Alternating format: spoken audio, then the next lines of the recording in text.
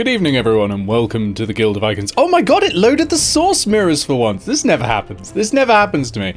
The two people above me are reading things. I note the Rogue is reading Edge magazine, which is extremely appropriate. And Hannah is reading Masks. I won't comment on the appropriateness of that. But anyway, we will unmute and we'll go and say hello to the Guild of Icons. I don't know why I went icons. But that's what we're doing. That's what we're doing. Hang on a sec. I gotta hit. See, the keyboard commands have just stopped working. So hold on a sec. Let me just go like that. There we go. Welcome, Guild of Icons, to your doom. Happy birthday, Nick. Fuck. I genuinely thought the impending party wipe was going to be enough to distract you, to unseat you from this. I do like that the Rogue is reading Edge magazine.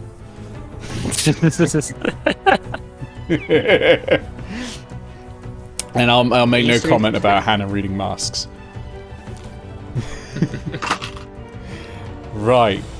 Who wants inspiration? By the way, anyone listening to the stream will notice I've started with the combat music because that's where we're going. There's only one gear. I have inspiration from yesterday. It's fine. Is Hannah reading Masks apt? Like at the end of this campaign, are we going to like pull off Hannah's face, and underneath it was like pull off her face. Like around Alright, its Nick Cage. uncle-funded amusement park. I'd like inspiration. Okay, well, tell me what happened last session. Let's get the recap going. Okay. So last session was obviously the aftermath of Randy's loyalty mission. So yep, the hag that was in her head is freshly slain. She has some unique abilities. So everyone obviously went to the pub. We were accompanied by a green dragon which had 8 hours to live. But this wouldn't let them bring it into the pub.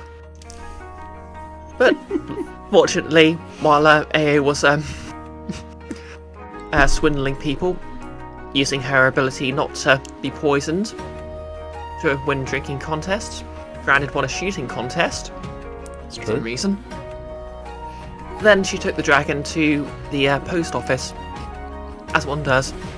But as it turned out, the postmaster was a ancient silver dragon who was very opposed to the presence of a green dragon. Mm-hmm. And Nick said this campaign wouldn't have any fantastic racism in it. I've been thinking on a way around that, but I haven't thought about it enough yet. So I'll think on it more. But I think I've got a way around it. Because unfortunately, it is baked into the rules in the case of dragons. Like, there's so much of it where it's baked. It's not like with orcs where you can just go, orcs are just, people that have various needs and wants. Dragons are so baked in that I've got to think of some alternative. And I've got an idea, but I need more work on it. We also forgot the Anyway. dragon's name because we're wonderful people. Anthony. We never mentioned it in the episode. Yeah, anyway, Anthony disappeared after 8 hours despite being fully sapient. I don't think too much about it. You won't be thinking about it. God. This campaign got very fatalistic, didn't it?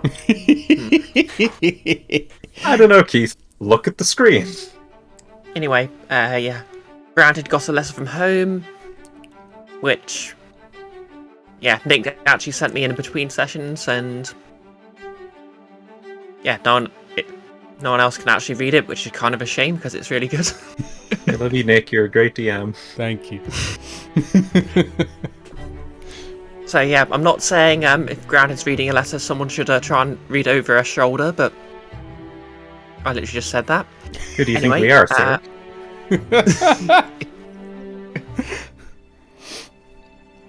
Anyway, Gargle also found that Ground is going to send a death threat to his boss, which is going to make things very awkward. We return to the home of Petra, because Ground is an amazing parent, she's taken her children with her this time. And in the mirror run, we've gone straight to the quarry to steal some mirror metal. And found grounded, and apparently Hannah's favourite thing, gnolls. Gnolls indeed, yes. Yeah, it's a good point you mentioned that you've got the hatchlings with you. They're hiding next to the entrance safely. Okay. I mean, sure, fair enough. About to watch Grounded just completely murderize a bunch of sapient beings and not really care. Or die in Which I'm front sure of won't them. traumatise them. Either way, they're coming out of this traumatized. Yeah. The train of orphaning is, well, the cycle of orphaning. Orphans are orphaned, orphans adopt. Orphans create orphans by accident, orphans adopt other orphans and get orphan them again by dying. I mean, they did see Ruz die. Yeah, Well, but They're going to be like, that just happens. yeah. Yeah, lots of people murder Ruz now. It's just like a stabbing from Grounded.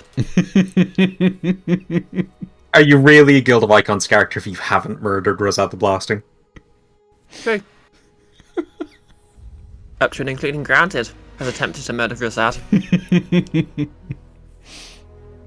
Well, Anyway, Ruzad yeah, is my the, favourite character. Why do you think we're always trying to kill him? Fair. I He will be was the saying favorite. Boozad.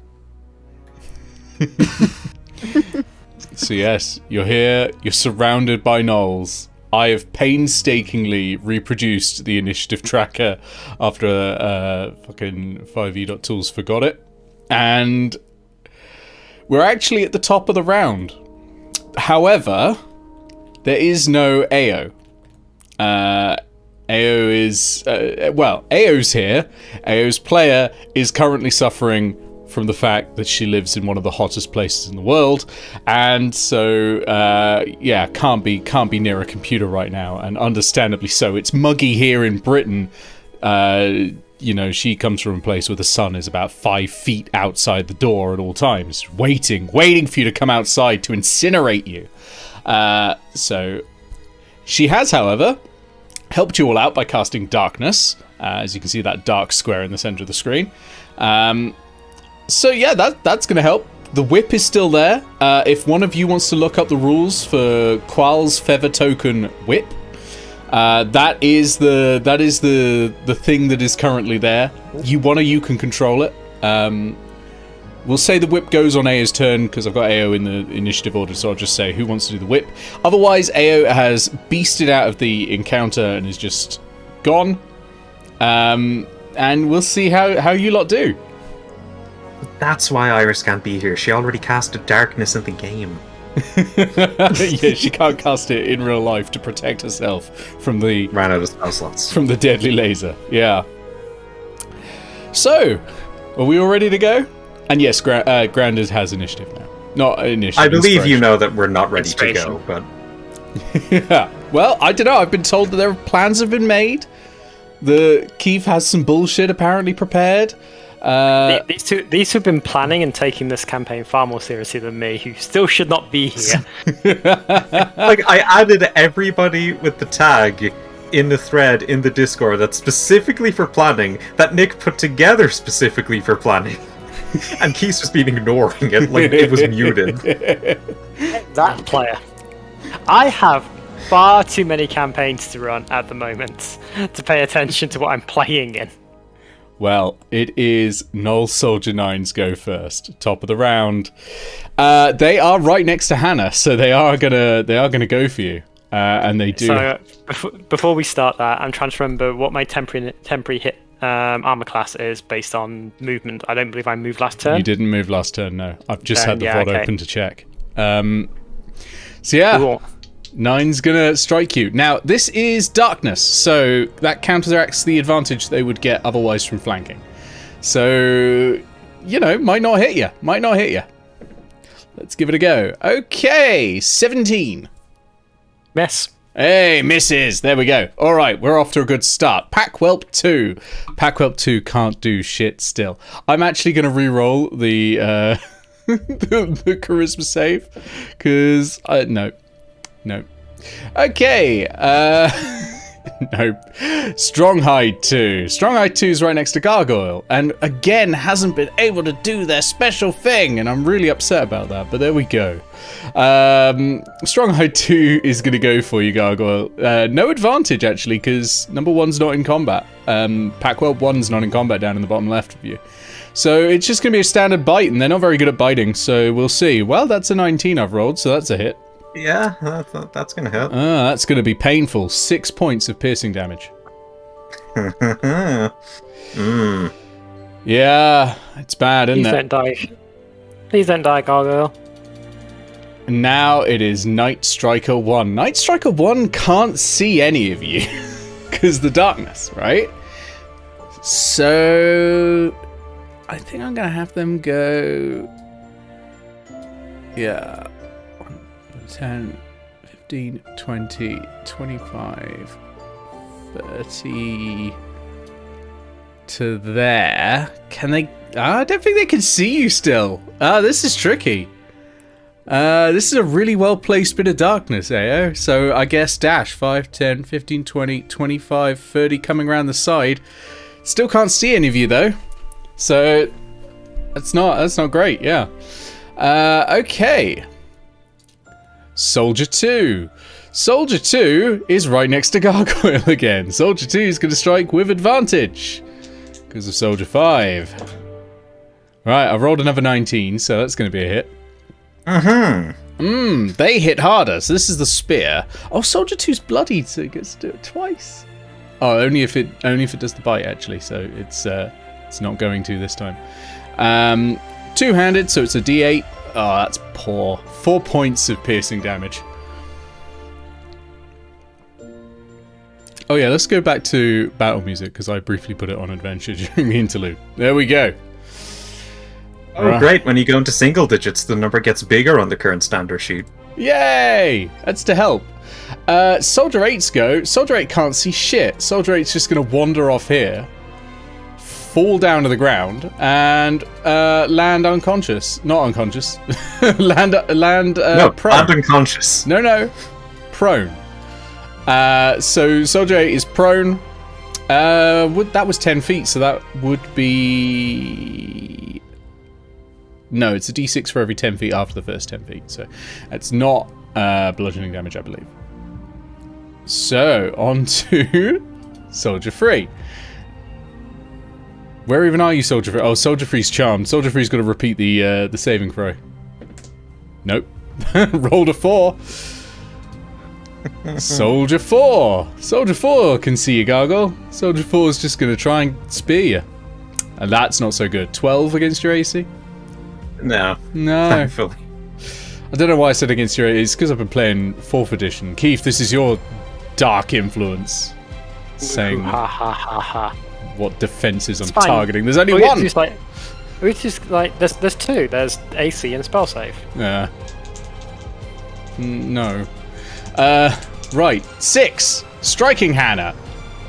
Without advantage, because, again, darkness. And a penalty, surely, as well, because, well, the disadvantage counteracts the advantage that they have. Oh, okay. And I rolled a 7, so that's not going to hit you.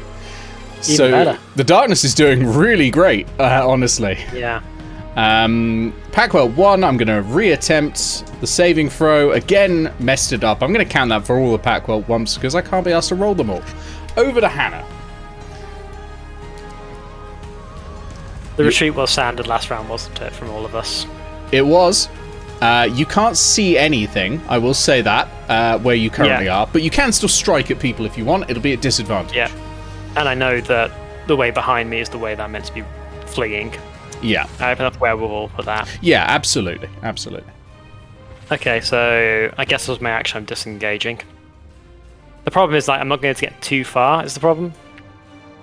So, 1... That's my move. 2, 3, 4, 5, 6. That's as best I can get, I believe. I believe I've got a move of 6 at the moment. Yeah, your movement speed is indeed 30 feet, which is 6 squares. Yep, sorry, yep. Again, my brain's currently corrupted by 4th edition. Evil 4th edition. Best edition. I guess I'm manipulating the whip at this juncture, since I'm closest to it. Yeah, we can do it on your go. It's close enough to Eao's anyway. Yeah. Then I'm looking at the rules for the whip that Notice has put into chat, and also I've got Sick on Beyond as well. It doesn't need to see anything to hit, does it? It just needs to roll. It just needs to roll to hit. It probably doesn't need to see. That's yeah. Thing about feathers, they don't have eyes. Yeah. Let me just. It doesn't like.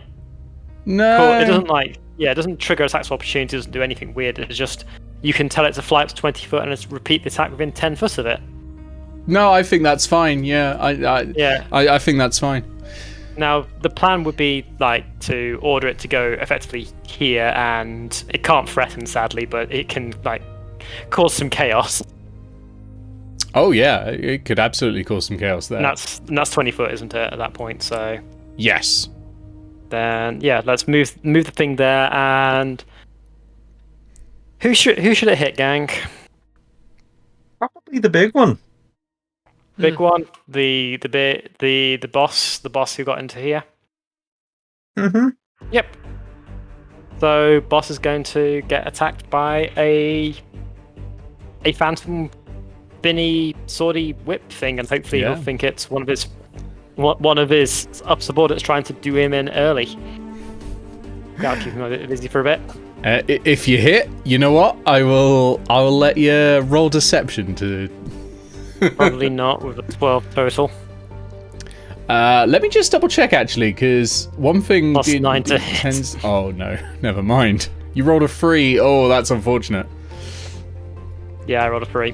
So yeah, the whip natural cracks. armor is usually like 13 at least. Yeah. And the gnolls inside all sort of yelp at the sound of it, but no one seems to get hurt. There's a lot of confusion going on in there. Yeah. So that's my bonus action. That's my move and my minor. My move and my standard. So yeah, that's it. Okay, over to Gnoll Soldier 10 and Gnoll Soldier 7. Actually, wait, no. I just realised I'm standing in a place which stops Gargoyle from being able to flee. I will stand here instead. Thank you. Yep, that's fair. I just realised you can't move through people's spaces in this edition. Because I don't think you can. I think you can, but it's difficult terrain. So double. Yeah, movement. because let's not make Gargoyle's life any more complicated than it needs to be. All right, this one's peeling out of the darkness. 10, any 15, more complicated. 20. There you go. I didn't cause 25. this. Our fearless leader ran on ahead and decided to skip this session. I mean, it's Petra's Blame fault. her. And is going to get you with a spear, both hands. Oh, that's terrible. 9. It's not going to hit. It's the German word for whether it will hit you. Right. Over to Soldier 7. Soldier 7, where are you on the map? Soldier 7, you're over by the whip, though you don't know it.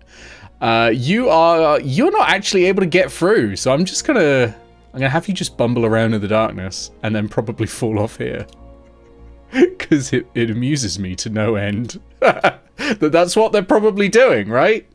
They can't see the edge, so they're running around. That's them. Right, Night Striker 2. Night Striker 2's in the darkness, but I think has slightly more wherewithal than most of the soldiers. Night Striker 2 steps back 5 feet, can see everything all of a sudden, although can't see through the darkness, and is going to hop this way to get around it again. So 10, 15, 20, 25, 30, 35, 40, 45, 50, 55, 60 with a dash, using the full action. Strong Hide 1 still can't attack you, is going to repeat the saving throw because I really... Jesus Christ! A 2! Okay, onwards! Onwards! Soldier 1. Where are you, Soldier 1? Oh, Soldier 1's here. Soldier 1's gonna go 5, 10, 15... That's it. Not a reach weapon in sight. So no range, no reach. Gargoyle, you're up. Grounded, you will be right after Gargoyle. Gargoyle's gonna cast invisibility. Yep, okay. So what does that look like? What mechanical implements are coming out for this one? Or is it more your Fey connection? I'm going to give you purple for in it. theory, nothing if it's working. Yeah. Wouldn't you like to know? Have you seen the official item cards for all the DMG items? They have like the Cloak of the Manta Ray, it has a picture of it. The Cloak of Invisibility is just a blank card. Really cool. I was more so thinking this entire week, like, I'm gonna cast invisibility, and I wasn't thinking about, like, how it's gonna look, because I was just thinking about how it's gonna save my ass. Well, it can be very simple if you want. Like, some inventions are. You just go invisible. Probably around Gargoyle's, like, little laser opening for the lightning launcher, there's just a dial, and he just cranks it all the way. Crank it to invisible. I like the idea there's various levels of visibility on the setting, but the others are just like stuck, so it just goes whoop. Or it's like a shower dial, where technically there's a whole range, but really, realistically, it's about 2 degrees that you're interested in. I like the idea he just pulls out a bottle of ink and goes bloop. Yeah, it's like a radio, you're just setting it and you're trying to find the right channel. Yeah. You're going through different textures as you're trying to hit it. Yeah. But that's great. That's a really good idea. So you are now invisible. I love that you've updated the token. Actually, I can zoom in the camera. Visibility to know. Yeah. Gargoyle brings up the command console and says gargoyle.alpha = 0. Hacking in. What are you doing with the rest of your resources? Right, well, how much movement is it to, like, hop down onto the ground? It is still 10 feet to drop. Actually, no, it's not. It's 0 feet to drop, but you're 5 feet to enter the square. Alright, so that'd be 5, 10, 15, 20, Okay. 25. Now, they can still make attacks of opportunity, but it is at disadvantage. Because you're still making sounds, you still smell of gargoyle. You don't smell, but you smell of gargoyle, and they are gnolls. They've got very good noses, olfactory senses. So I'm going to I'm gonna do some attempts. 4's having a go. No, not with disadvantage. 5's having a go. Not with disadvantage. 2's having a go. Almost, actually. Hold on a sec. 2 rolled a 12. What's the chance to hit? +4, 16. What's your AC? AC is 16. Oh, it's gonna hit. It's only the spear. So that is going to be invisibility. Yeah, that's going to be 5 points. Well, they know where you were when you disappeared, and they just went woof for you. 5 points of piercing damage. And I think that's everyone who gets to have a go. Oh, the shield can have a go, can't they? Natural 20 and a 3, unfortunately. So, nope, not going to hit. And yeah, you're free to go. You just dodged a critical. Yep. Okay, label. 5, 10, 15, 20, 25, 30, 35.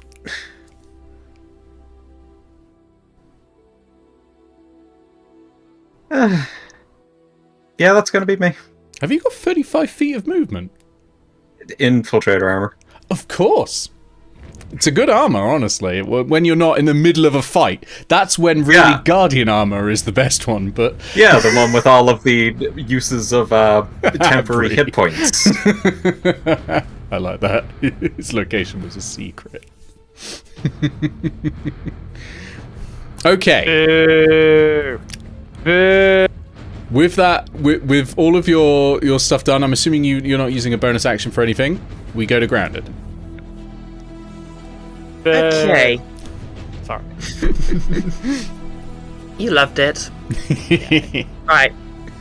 So the yellow ones are charmed, is that right? Yellow ones are charmed, red ones are bloodied. Green, I can't remember what that is. That's something... It might have been compelled... No, it was compelled duel on the priest. I don't know what it is on the warbider. Okay, so... Yeah. If it was compelled duel, then that's not in effect anymore, because I've run away. Well, so grounded is going to... Okay, I'm going to run 5, 10, 15, 20, 25, 30...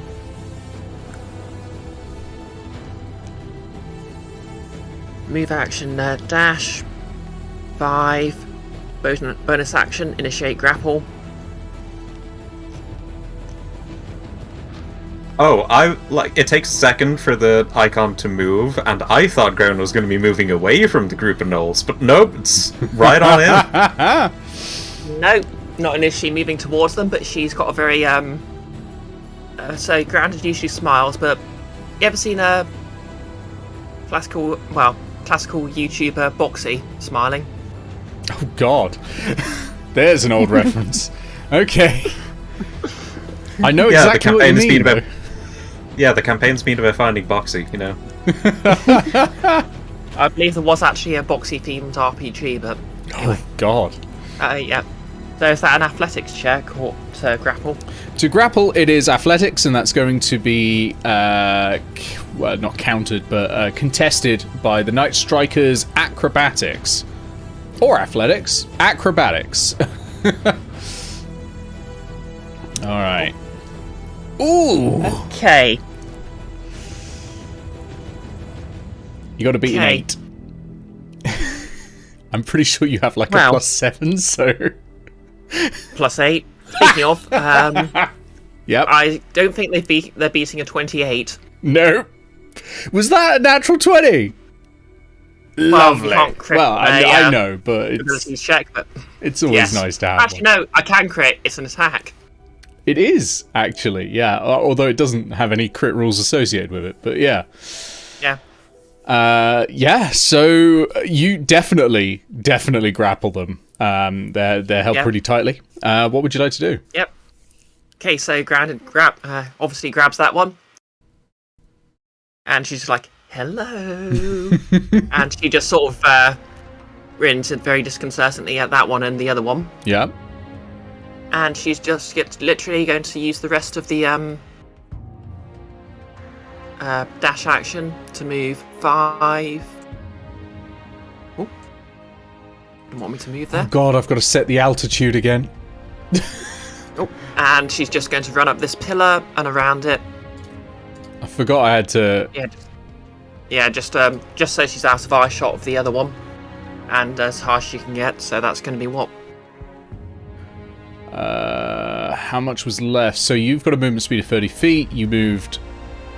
There was 25. I think there was 25 feet left. Okay, so you're 25 feet up. Okay. So I think I described this place as being about 30 to 40 feet up. It's amazing that with any other D&D party, you don't need a specific column on the initiative tracker for altitude. But this fucking party, okay. So you're at 25 feet in the air. The Owlbear radio team just gets one email from Nick, just like, please, altitude setting. Just... Well, I have just tried the new version of Owlbear radio. It's not good. But it's alpha, so hopefully they'll update that. Yeah. The 6th member of the Guild of Icons, Gravity.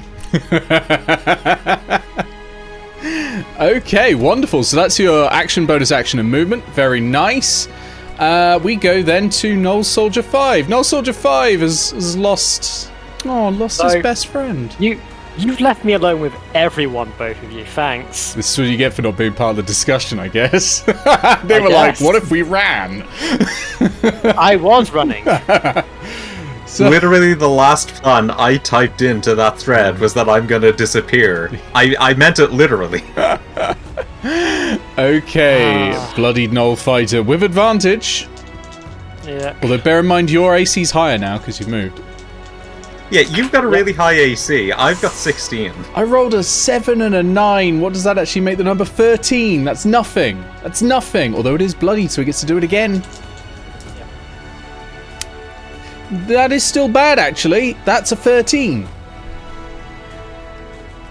2 sub-10 rolls twice in a row. How am I doing this? What? Why? Why is this happening to me? It's rude. It is now Eao's go. Eao's going like it's like Roadrunner. You look around, you see like the dust in the shape of Eao as she's just gone to this little trill and disappeared, just gone. Yeah, meep meep.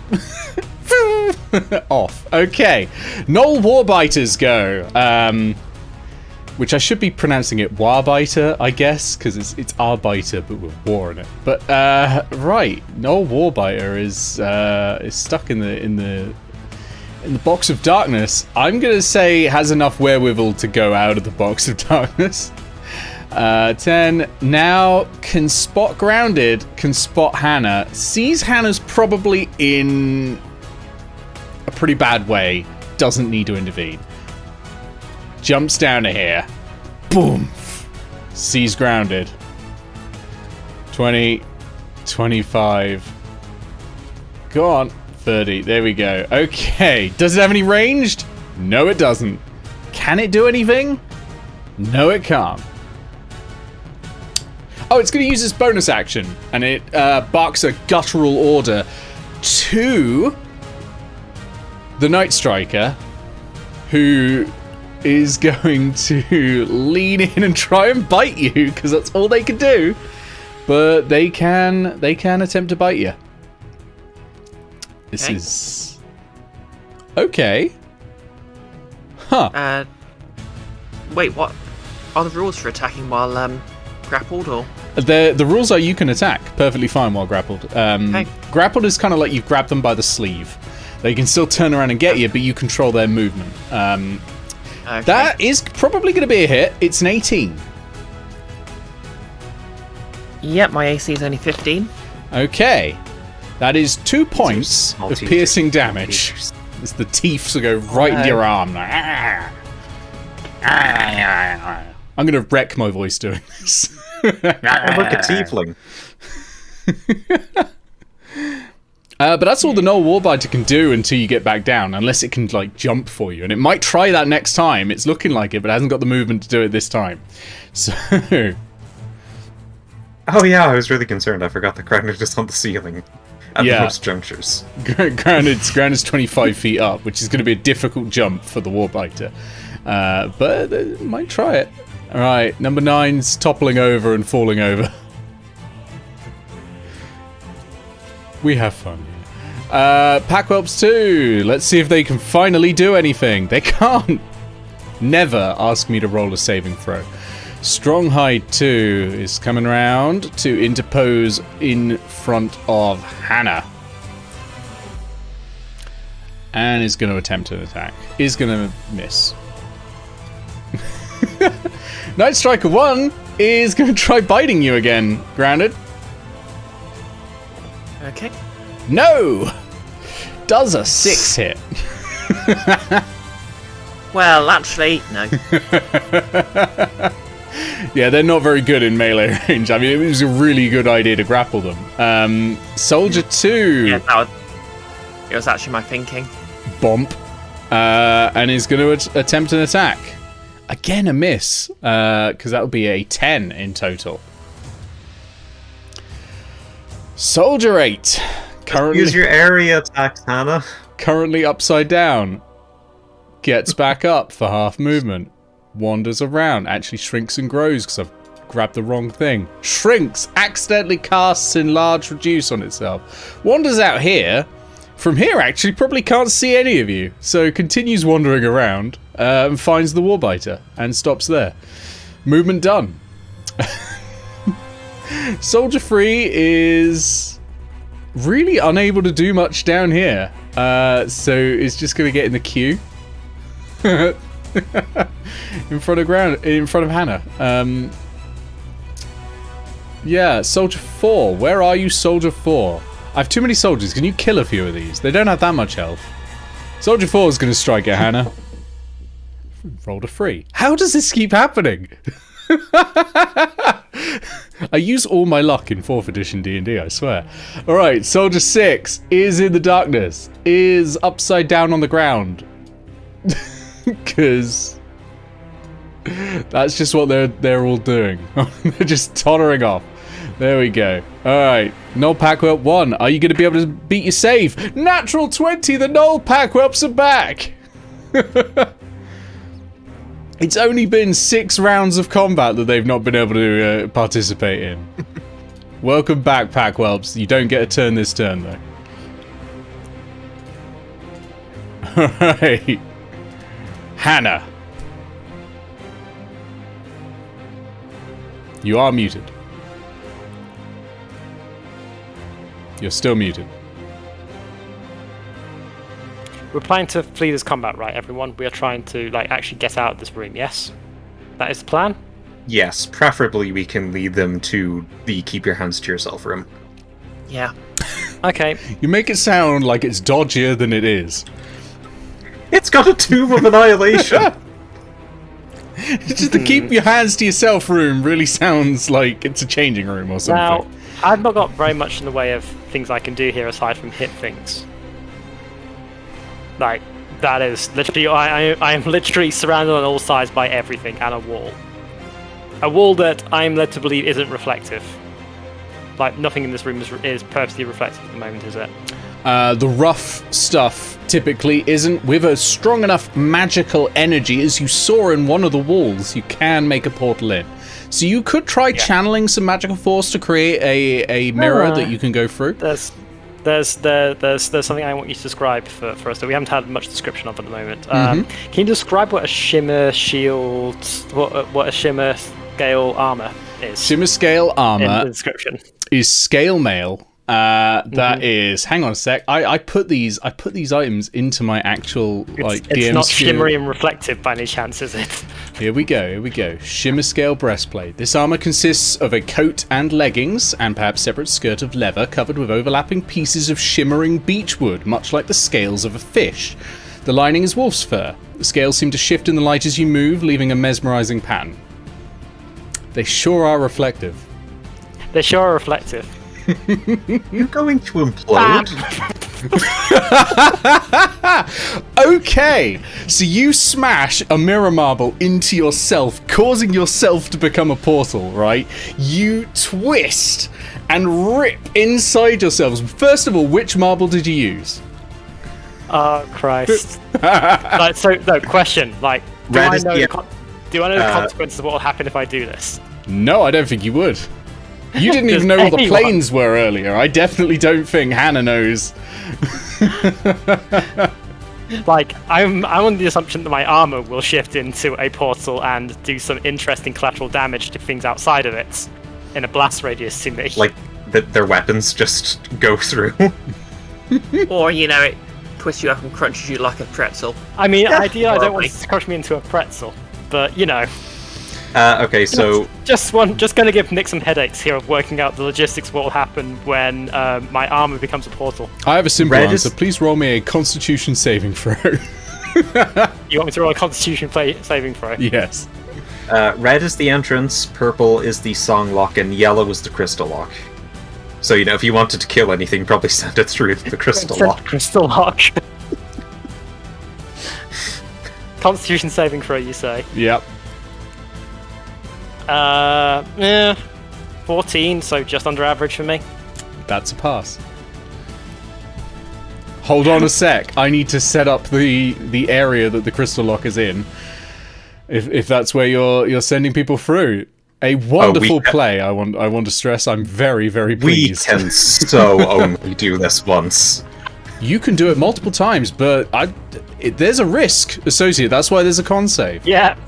I just turned myself into a small black hole.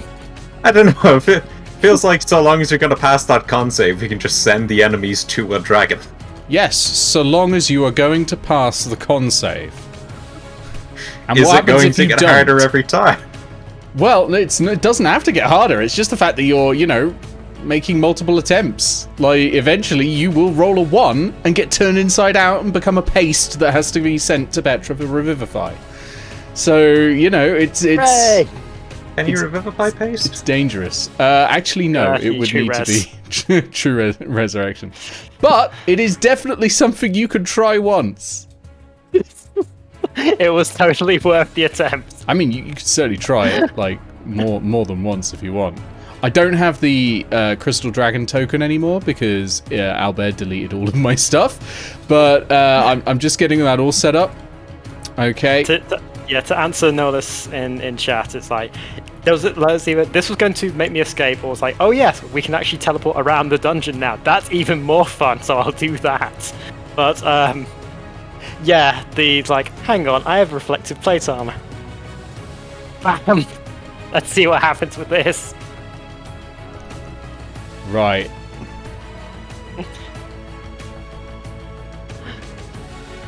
There's a schlup noise as I rip a hole in reality.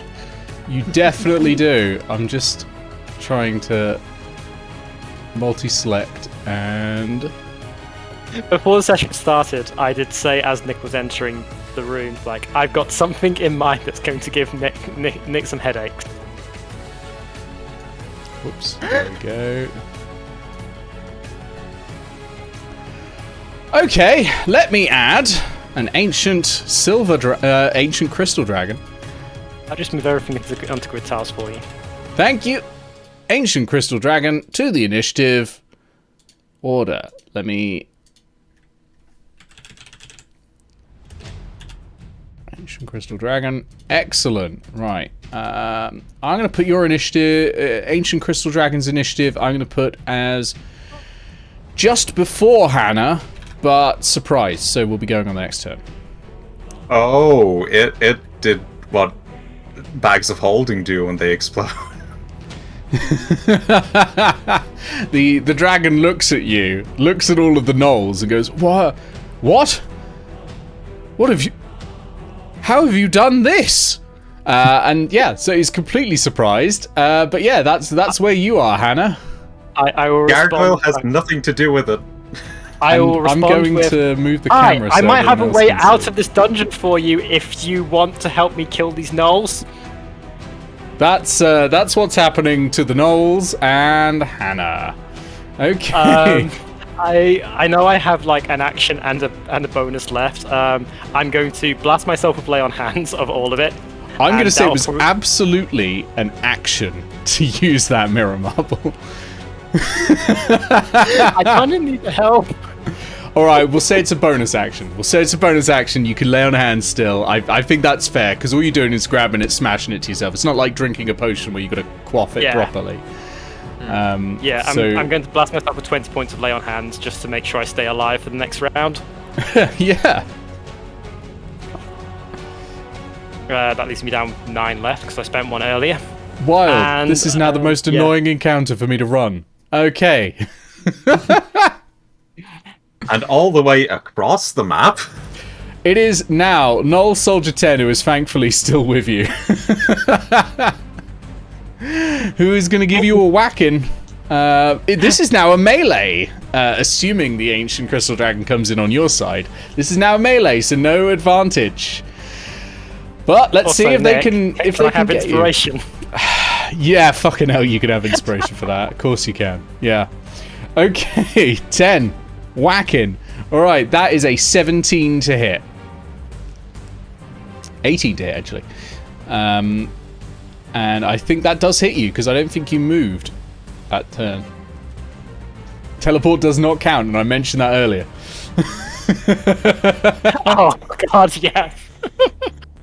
Okay, 6 points of piercing damage. And then it is Gnoll Soldier 7. Is Gnoll Soldier 7 with you? No, Yes. Gnoll Soldier No, 7's over upside down in the fucking... Alright, move the camera over. Look at this. I love when rules happen specifically that like fuck up Hannah, because they're like fun snags where like, oh, actually this was a teleportation, so your armor doesn't get the bonus. Or what was it? Your copy has the sentinel feat, so you can't use the sentinel feat on it. Gnoll 7 gets up, stumbles out of the darkness, and sees the Warbiter, but can't go any further than that. I'm not inventing these rules specifically to fuck up Hannah. To be fair, the simulacrum thing was pre-written. Okay, Night Striker. 1, 2. Can now see grounded. Holding their friend. So, Holding a meat shield. longbow attack. Aren't I round the edge? Ooh, if you are, she would not have moved, or he would not have moved, sorry. They're all males here, apart from the priest, because these are all, lackeys, essentially, in the matriarchal society. Right. In that case, it's going to be an advantage, instead. Ooh, Night Striker 2, do you still have 1 shot of poison left? No, you used it. Never mind. Alright, longbow attack. Rolled a 5 and a 7 with advantage. How? The doc- I'd get better luck rolling these Maltesers. Okay. To be fair, Grounded did box smile at him. Probably a bit scared. Probably a bit scared to look in her direction. I mean, probably best they don't use the poison anyway, because if Grounded goes limp, like, she's sticking to the ceiling. Yeah. The Gnoll ain't sticking. Alright. Stronghide. Natural 20 on the save. Stronghide, you are back in the game. Oh, I've missed you, Stronghide. You've not been able to use your special ability. None of them have. Okay, Gnoll Soldier 1, where are you? Please tell me you're over here. No, you're not. You're over in the... Alright, move the camera. Move the camera. There we go. Over here. All the ones are with grounding and gargoyle. Right? There's a few not ones. There's a different one near me. Yes, right. Sorry, yes. Gnoll Soldier 1 is going to attack. And again, no advantage because of the Crystal Dragon. Ooh, 17 plus 4, 21 to hit. Which will... Yeah, this is the spear, two-handed. 5 points of piercing damage, so not a ton, actually. Is that the first hit I've taken in this room so far? No, it's not, is it? No. Gargoyle. Yeah. Move the camera back over, and Grounded you will be right after Gargoyle. Right. Alright. Where's Gargoyle moving? Would I be able to fit through this little area which one? here? Sorry, I was moving the camera. Oh, I see it. Yes, you have to squeeze through, which is difficult terrain, basically, so it's twice your movement to get through. But you can totally get through. Alright, so 5, 10, 15, 20, 25, 30, 35. And in this nice little hidey hole, I will doff my armor. Okay. And then, would it be an item interaction to tear off a patch from the now revealed robe of useful items? What does it say on the robe of useful items? So the actual item description of the robe of healing items. Let me see. Because it will likely tell you whether it's an item interaction or something else. Items. Use an action to detach. Okay, well, it's ready in any case. And then that's the end of my turn. Okay. I'm just going to reveal a little bit more fog. Because where you are, you can hear down this area. Sorry, I'll move the camera over to you as well. Better not be more crying. No! You can hear something that sounds a bit like something arcing, possibly something. It might be electrical, might be lightning. You can see flashes of red light, constantly flashing. There's sci-fi things happening in there. I'm sorry, I might have broken reality again. The artificer needs to go. There's a Star Wars happening. Can we wrap this up? I know this might be very personal for you two. Okay, Grounded, your go. Okay, before we start, would it just what sort of action would it be to just drop the gnoll in question? Oh, nothing. You can end a grapple freely. Okay. Second question. Is there anything on the gnoll in question that I can just sort of grab a hold of so I have it in my hand when they drop? Or would that be an action? I would take that as an action. Improvised action. It would be a check. It would be a sleight of hand check.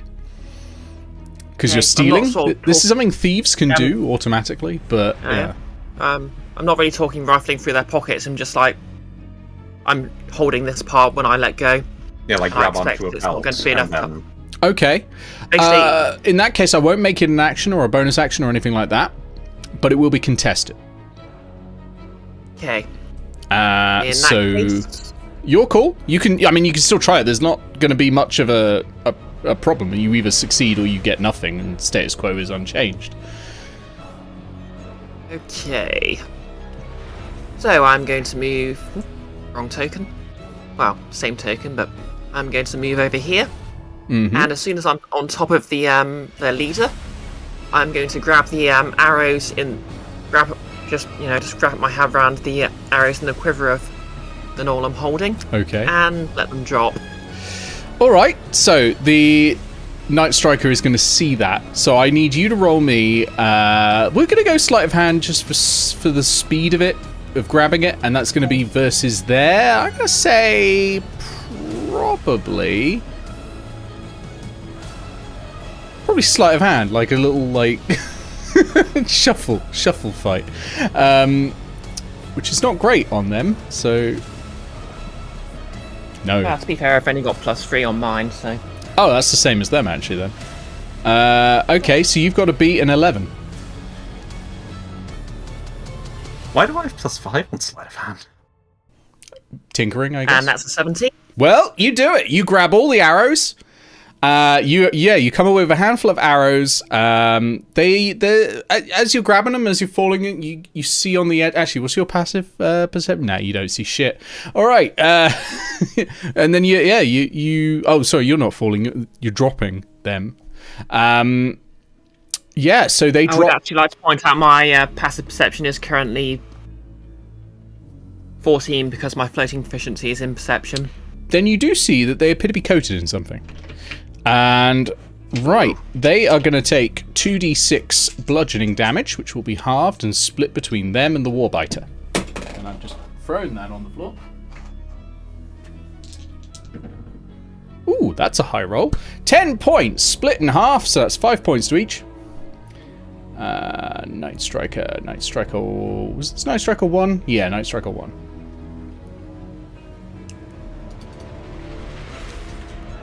Okay. And the Warbiter. Okay, and that didn't cost me an action, is that right? That's right. Just used a bit of your movement, because it's the grappling that costs the action. Let me just update the Night Striker 1 is now bloodied. Okay. And on top of the Warbiter. Okay, so many options here. Right, I'm going to assume I have some sort of quiver, so I'm just going to put the arrows in that. Yep. And I'm going to take out. Wait, let me just double check my inventory.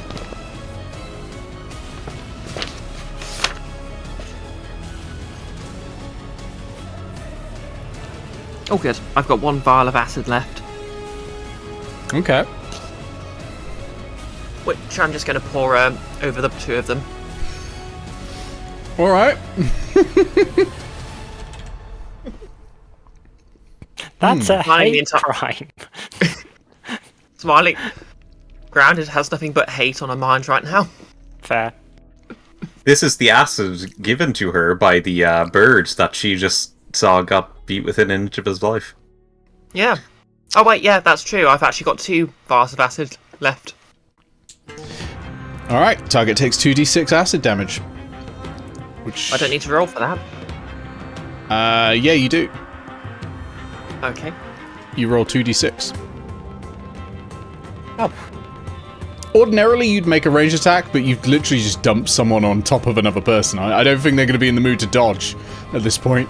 Did you say 2D? Oh yeah, it's 2d6. Yeah. Grab one of my blaze stones. That's 10 points of damage then. Wow. Okay. That's very good. That's very good. Okay. Night Striker 1 is holding on by the absolute last strands of its fiber, and I will update its altitude setting to 0. Okay. Presumably that was my action. Yeah. Move action. Not my action. Mhm. Okay. So with the rest of my movements and my bonus action, I'm just going to. Where do I want to go? Yeah, I'm just going to run around here and just try and hide by pressing myself against the rock face. Okay. Do you have a bonus action left? Yep. Then Wait, you can use that to hide if you want. Yep. Excellent. I was just checking whether it was you're pressing yourself there or you're literally using the hide action, which is going to give you some advantages. Aw. Yeah. The mirror run then would you be a can fun hide place it. to hide. It's just like a hall of mirrors. Like they go for one, and it's just like they slam into a wall. Not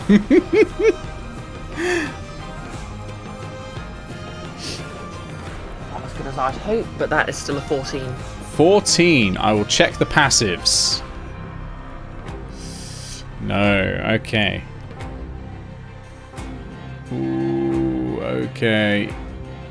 Yeah, okay. So the Night Strikers are looking at you still. But the others can't see you. Yeah, the others can't see you. Crystal Dragon is almost able to see you from where they are as well, because they've got passive perception of fucking 25. But there we go. Alright. Crystal Dragon's just been watching this the entire time. Yeah, you're like, through the walls. Alright, Null Soldier 5, is that with If you? he was, he wouldn't be surprised. Yeah, it's true. Popped in for the interactive experience. Just watching it on stream delay and going, oh, I haven't got up to that bit yet, I'm sorry. You're not calling it best friend. That's someone else. Actually, I think crystal dragons can do that. Ancient crystal dragons. Because they've got that thing where they can use, what's the name of the spell? Scrying? Clairvoyance. Clairvoyance, yeah, through, yeah. like, crystals and reflective surfaces. This one might have been looking somewhere else at the time. True, I'm Null just- Soldier I just think- 5. Let's try it. Got the one next to me. Ooh, now that's better. That is a 23 to hit. That's going to hit me. Oh, that's actually a good roll as well. That's going to be 9 points of piercing damage. So glad I used all that. And I'll move the fucking camera all the way back because it's now the Gnoll Warbiter. As a suggestion, once we get to the top of the next initiative round, do you want to split the combat into two and we count the amount of rounds for one and use it to work out the effects in the other? It's probably not worth it. I'll probably just have the Ancient Crystal Dragon go and just obliterate them all with a breath weapon, so... Which Hannah will be in. Yep. Oh well. R.I.P. Hannah. It was great having you here. Right. Look, I managed to accomplish one of the best things a player can do in D&D. I split the party during combat. I have achieved player nirvana here. I'm sure Bree is proud of you because she once got an axe throwing competition in the middle of a combat. I put all these tavern games out and they were like, we're going to play these for 3 hours and then they're going to get surprised by the combat that turns up when the Revenant arrives of the person they killed in this, like a few sessions back. That'll be great fun. And they're like, no, we're going to do the axe throwing now. Oh, I need to go back and watch the Guild of Icons backlog, and so do you. Guild of you Icons see, Evil mate. was crazy. It was a strategically sound decision because it meant the enemy actually interrupted an axe throwing contest, which made them the bad guy. It's true. It did, actually. That did work. Weaponizing social convention. Right, how high can the Warbiter jump? Here we go. Oh, back over here. Oh, yes.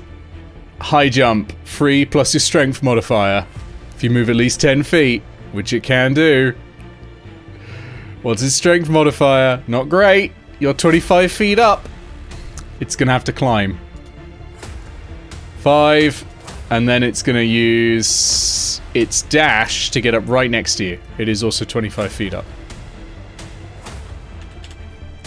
Yeah, that adds up. Yep, that adds up. So it's right next to you. It can't do anything else. It uses its bonus action to send out another guttural order. This time to probably we'll go with Night Striker 2. Oh no, maybe not. No, because of the way this works, it's not. It's not going to. It's only a melee weapon. on this reaction. So no one's in range for melee. So that's it done. Top of the round. I'm going to say it's actually the Ancient Crystal Dragon, because realistically that thing's initiative is insane. Like, it's got a heavy modifier to initiative. So let me move the camera again. Thank you, Hannah. There we go. Right. I'm sorry. I'm sorry. I took away Hannah, 1, 2, 3, 4, 5, 6, 7, 8, 9, 10, 11. I took away 11 things that could have targeted you from this fight. Strictly speaking, you could have targeted us as well, so... 12 things Make that could have 12. targeted you in this fight. Hannah wouldn't do that, would she? Probably not. Nick trying to divine a way to attack them that isn't going to hit Hannah, but there is no way. I had a move action last turn, but my AC still would have suffered badly if I went prone, so... Well, this is going to be a saving throw. Even better! For 'tis a breath weapon, of course. That's Dex, right? No, not for this one. Oh no. Constitution. Yeah, they're the same for me. I'm just trying to decide if it has anything, because it has spell casting as well, if it has anything that it can do that would actually work better for it, Well, specifically. I'll hold the dice that I've currently got that I just rolled at this angle, so you'll know what I just rolled.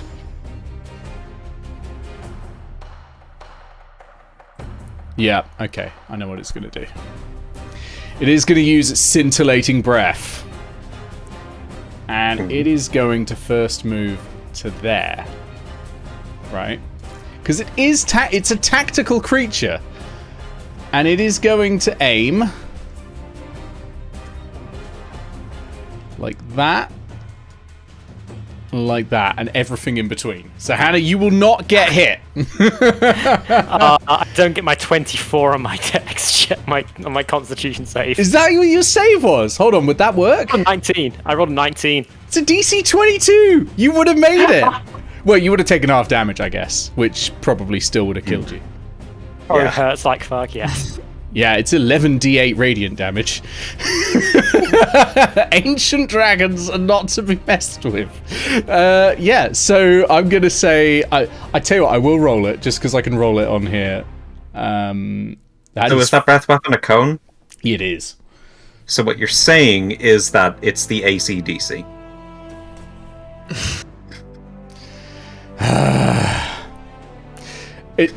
And Gargoyle gets hit. I don't know how. It goes through the portal, warps through, and just strikes Gargoyle only. No, that is 40 points of radiant damage to every single thing in this cone shape. That is going to delete them all. Can you drag them off for me? Because now that I've got like multiple windows open, it fucking hates me. It's just, like, it's not rendering half the time and all that. But yeah, if you just put them all in the bin, apart from obviously the ones that are to the either side of you. But that's its breath weapon. Does it recharge? It does. Great. Does it have anything you can do with a bonus action? Because that would be very funny. Huh, it can cast Greater Restoration. That's interesting to know. No. Oh, it has two bonus actions. It can change shape. Or it can teleport. It's going to do neither of those. It is just going to stick where it is. Why did I make my goal saving a dragon that very clearly can get out itself? It can't get out itself. It can change shape. Yeah, it can. All dragons can. Once they get to ancient level. That's category 2. Oh yeah, it can change its shape into any creature that is medium or small. Walk out the door. Yeah, it could. I wonder if there's something else stopping it. I know it doesn't want to. Well, it's more that there are... the researcher. There are It's also other got things. the hostages, yes. Yeah, that's it. That's the problem. Right, who's dead and who isn't? Right, let's have a look.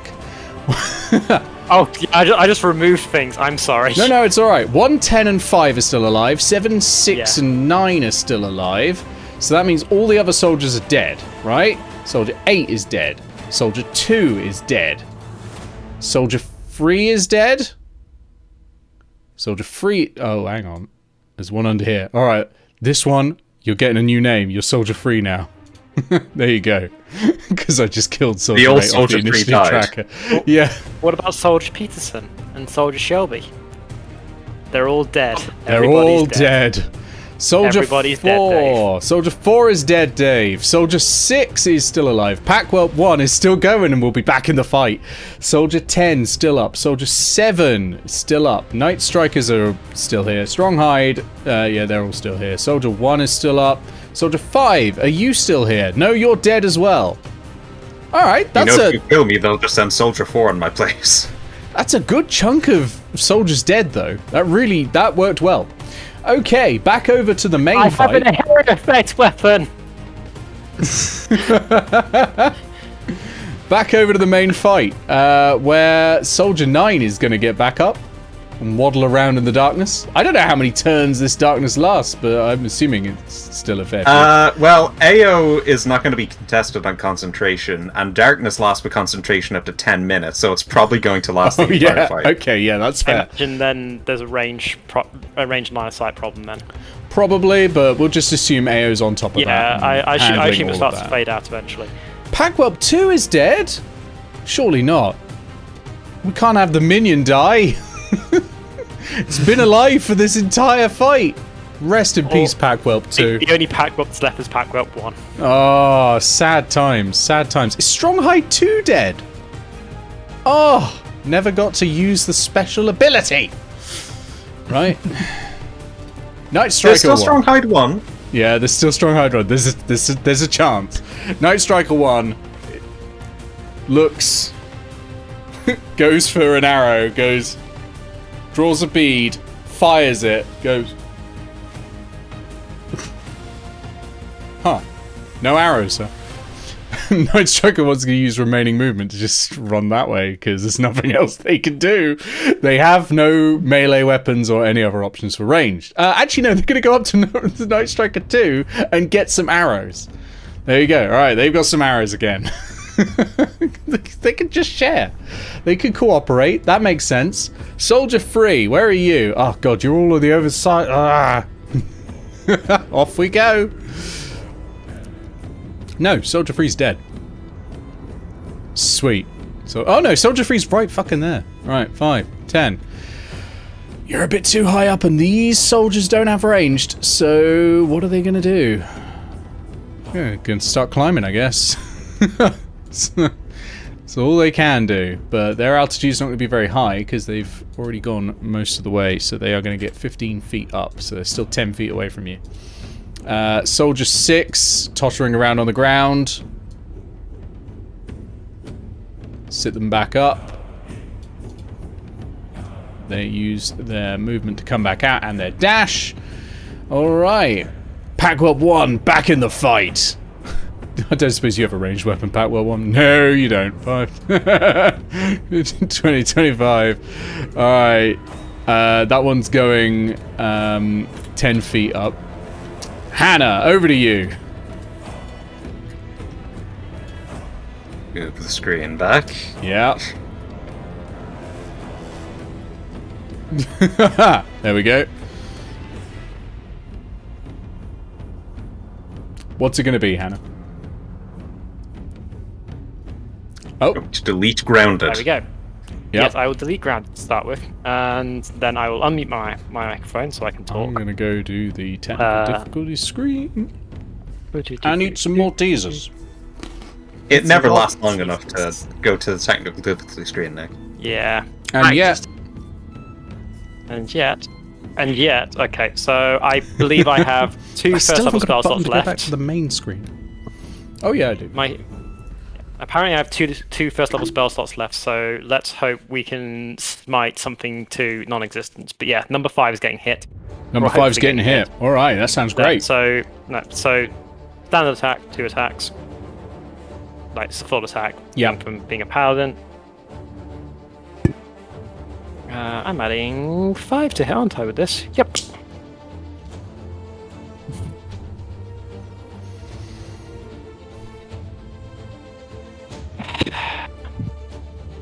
Not bad. Well, that was a natural. Yeah, one was natural 1. Okay, The other one well, was only 4 better. they're not going to hit, I'm So- afraid, no. I think the AC 9 hits, no. No. So, Damn, that's unfortunate. As a dragon. I will, however...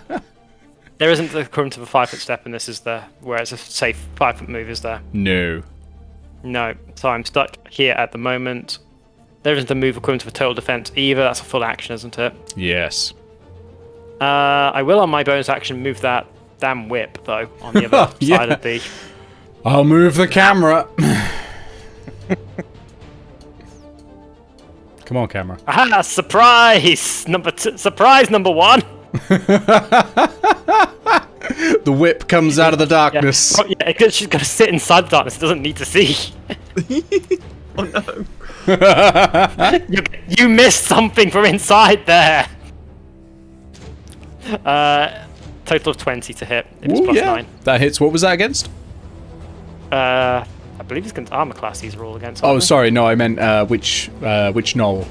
Oh, number 1. The one. Number above 1. you. Got you. Yep. Yep. If that's a hit, then it's going to take d6 plus 5, which works out to be max 11. Oh, and that is a dead Night Striker. Just Boom. a force crack of energy shoots out of the darkness and just. Yeah. I like the idea of it just wrapping around him and pulling it into the darkness. Yeeting it into the darkness. You hear Killed this, by the kinkiest item in D&D. you hear this scream as like this dog howl as it goes. Yeah. Okay. Hopefully that terrifies 9, 7, and 2. They're certainly going to be demoralized. Like, already half of the invasion force has been warped out of existence. So they're already pretty demoralized. In fact, the Gnoll Warbider is going to bark something in Gnoll. Is going to point at Night Striker 2 and bark something in Gnoll. Which none of you speak. I don't hear that because I'm not here. Excuse you? Do you speak Gnoll? Yeah? I asked you last what? session if you spoke Gnoll and you said no. No, she said yes, no? I said no. I said yeah. Oh, It's been well established. okay. I thought you could read Abyssal, but you couldn't speak Gnoll or something. But No. okay. No. Okay, We fair agreed, enough. That, yeah. Granted has Aarakocra instead of Infernal because she had no reason to learn that, but she had plenty of reasons to learn Aarakocra, and she studied Null. No, that's fair enough then. In that case, you've heard him point at Night Striker 2 and says, "Through to the portal, get reinforcements."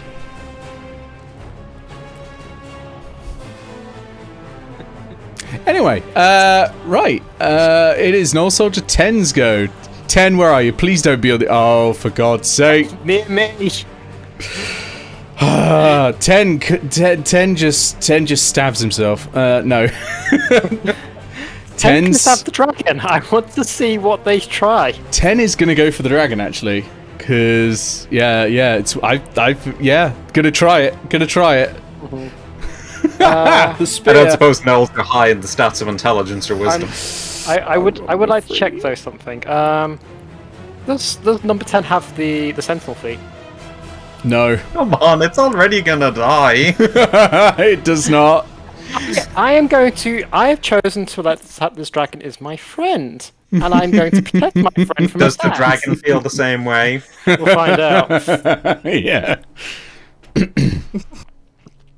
It has to make the attack first, but yeah. Oh, Actually, it when missed. it makes the attack. Oh yeah. I rolled a 3.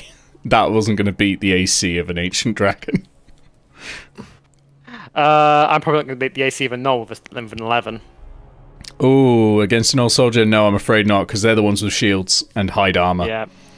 And I don't get anything for having him flanking, because we don't use flanking in this game. We do, but you are also flanked, so it becomes a melee. It's using Blood Bowl flanking. No. Yes, I know. It's because I don't want a conga line of fighters. Basically, that's why I've done that. But they are gonna move around like that, which they can do. That's specifically my reaction, by the way. So I imagine they want to mess around with that. Oh, I'm sure they'll try if they could do anything about it, but they're more worried about the Crystal Dragon's reaction. I suppose they could move away just like that. Yeah, they're gonna try and surround the dragon. They're gonna regret it. Oh, they're gonna regret it. Okay. But there's nothing they can do. That door's locked. Like, where are they gonna go? Yeah, that door opens by the will of that dragon. Oh yeah. Okay, over to number 7. Number 7 is gonna make a beeline for the portal as well. 5, 10, 15, 20, 25, 30, 35, 40, 45, 50, and goes through the portal. Shit. So I'm going to take them off of the map. Night Striker 2 is running similarly. 5, 10, 15, 20, 25, 30, 35, 40, 45, 50, and off the map. Is that portal a physical object, or is it like a distortion in space? It is a distortion in space. It's literally on the wall of the cavern. So no more me teleporting into Petra's living room and having gnolls go into Cantlore. No, they've gone somewhere. Well, they've gone somewhere that looks like the Windows XP desktop background. Although I imagine that would actually cause astral seat broken, portable whole bag of holding shenanigans. So let's not. Yeah, it sure would, wouldn't it? Yeah. Stronghide 1 coming into town. 5, 10, 15, 20, 25. How high can you jump, Stronghide? Not very high. Okay, you're going to stay there. Well, you're going to go up 15 feet with a dash. Soldier 1. Where are you, Soldier 1, please? Soldier 1, don't. No! 1, 5, and 10. Can you just kill him for me? Soldier 1. I rolled a 1. Soldier 1's gonna go for the dragon as well.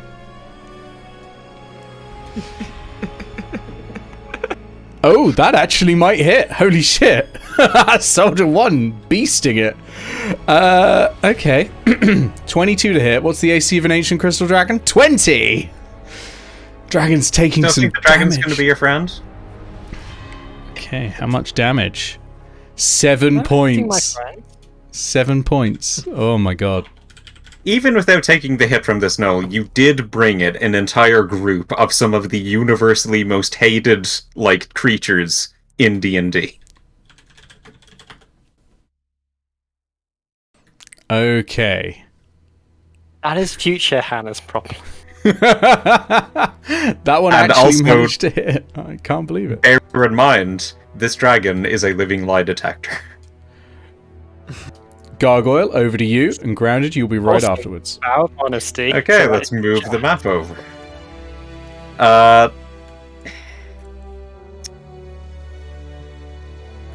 Might be worth seeing if you can do something about the portal. Just putting that out there. Are you good with all these? Gnolls? Oh, Grant is exactly where she wants to be. Up. High in the air, and plenty of gnolls in Right, then. coming distance. Is this how our Kokra deal with gnolls? Just sit above things and throw rocks at them from a high place? I think that's how our croc could deal with anything, really. Throw. It's gonna be risky, and if Gargoyle dies, it's your job getting into Vetra. But there is no Revivify left. Yep, you used the last one of those. Better go All find right, yourself let's some see. diamonds. 5, 10, 15, 20, 25, 30. Would I be able to see through this crack? Like, peer my head around? Yeah. If you let go of where you are and I can then see where your token is, sure, probably.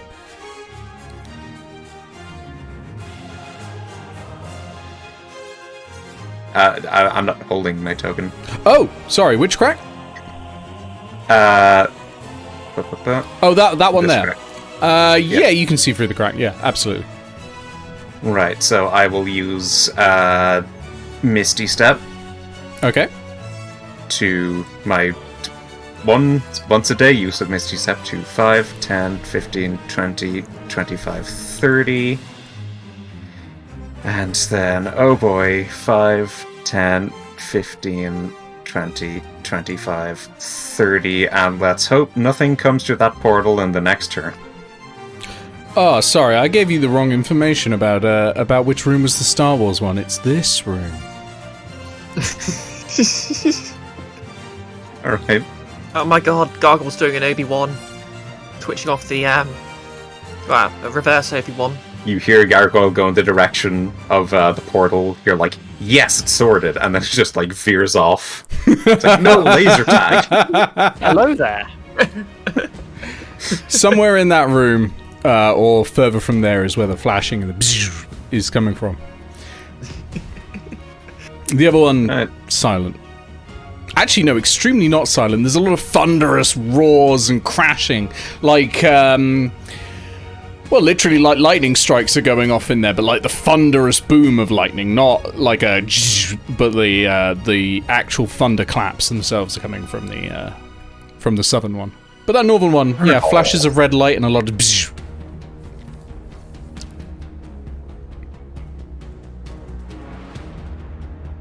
Yeah, that's it. Okay. Alright, who's up next? It's Grounded! Okay, so I have an important question. Are any of the gnolls within melee range yet? Well, let's have a look. You're 25 feet up. The Gnoll Warbiter is 25 feet up, so yes. The Stronghide is 15 up, so you'd have to move 5 feet to get to them. And they're the next closest. Okay, so as he comes level with Grounded, she just smiles.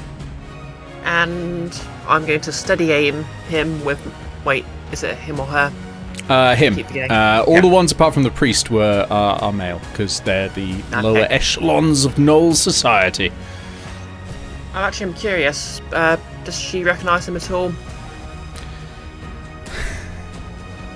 Because obviously she's shoved a few through portals and that. No, you wouldn't recognise him. Okay. Because the one you shoved through a portal was female as well. That was the Gnoll Great Mother. Oh, yeah. And probably higher ranking as well. Oh, most certainly. So anyway, yep, she's just going to smile and steady aim with her flame tongue schemata.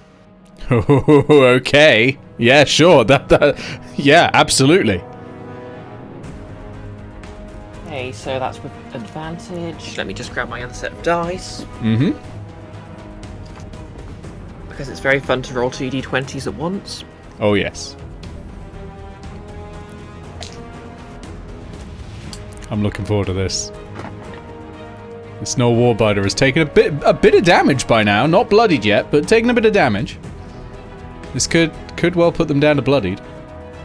Yep. That's a dirty 20. Dirty 20 will hit, yeah. Splint armor is what you're getting through with this. Right, let's see. So that's 1d6 for the schemata. Do you need me to split the?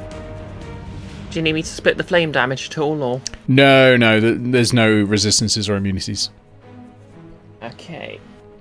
So that's 1 for the actual schemata, 2 for the fire. Well, how would you pronounce it, Keith? Scimitar. I think I'm up to 4d6 sneak attack damage now, aren't I? I believe you are, yes. Hang on, let me just quickly check. Rogue, sneak attack, yep, 4d6. Silent letters are for cowards. A schemata is what an architect would be wielding if they had a sword. Schematics. Wow, Grounded is a type of architect. An architect of death. An architect of demise. Yes. Hey, she got that investigation fair and square by helping maintain a large stone structure. That's true, actually. Hey, so this is all my damage die. Imagine if I crit on this. Yeah. Roll it, roll it, roll it.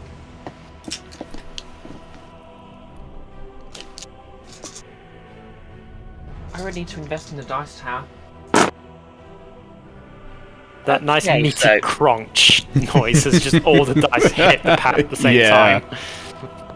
Hey, I'll just group all the 5s together, all the 6s together. This is actually quite a decent roll. That sounds promising. Yep, so 3 6s plus 3 5s, that is 3 6s are 18 plus 15. 33. And the last one is unfortunately just a 1, so that's 34 damage. Wow! Yep, that's a bloodied warbiter. Is that enough to knock him down, by the way? No. Oh. Oh, you know what? I'm going to give him an athletics check a strength save to stay upright. Why not? He's actually not... Oh, no, he does have proficiency in strength saving throws. I'll make the DC half the damage, like it's concentration. How much damage did you do? You did 33 plus 1, 34. So that would be half to 17, right? Yeah, that sounds about right. Because I rolled a 10, and he's got plus 6.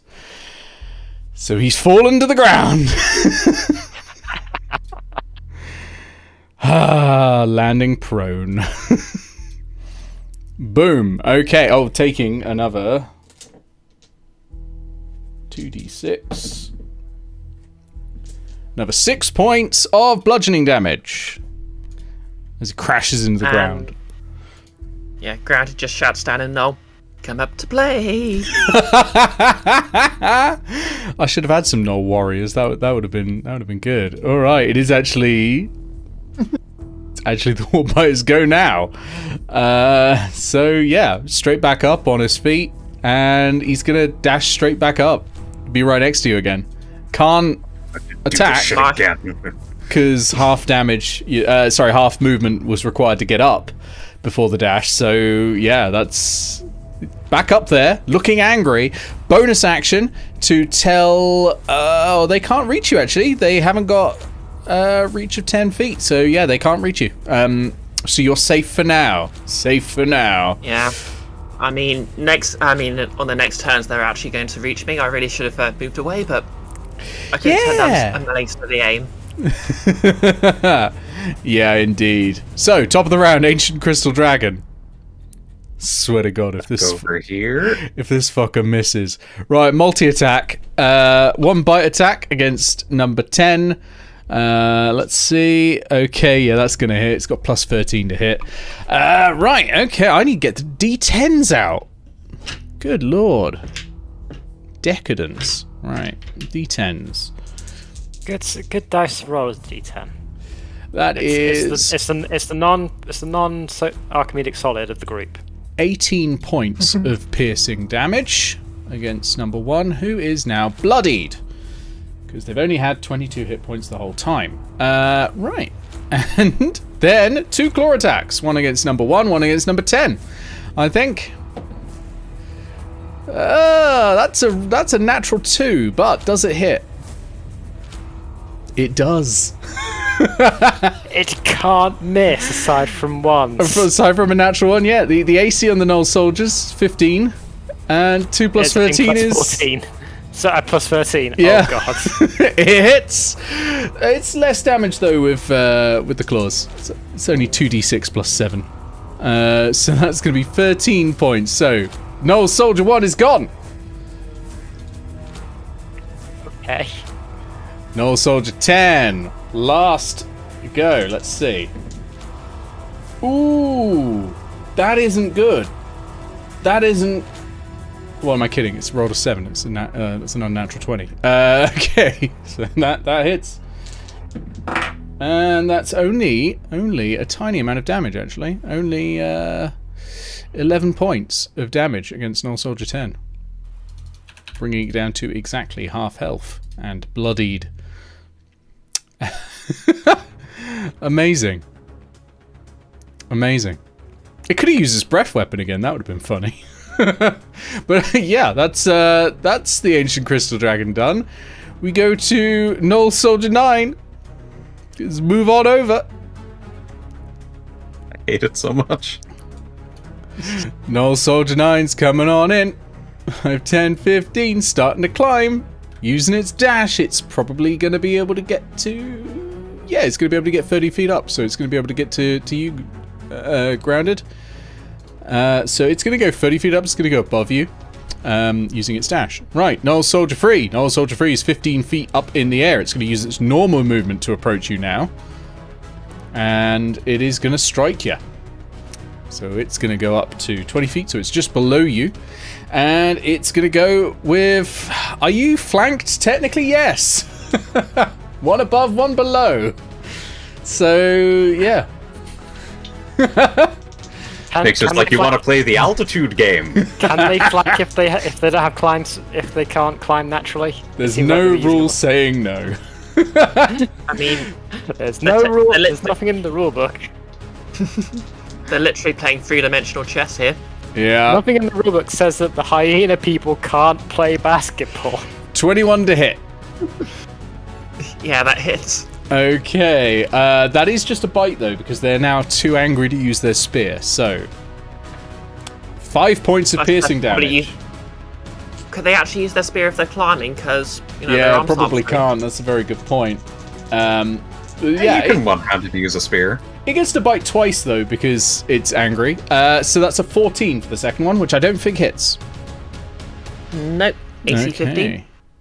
What's the damage on the first one again? So that was 5 points of piercing. Okay.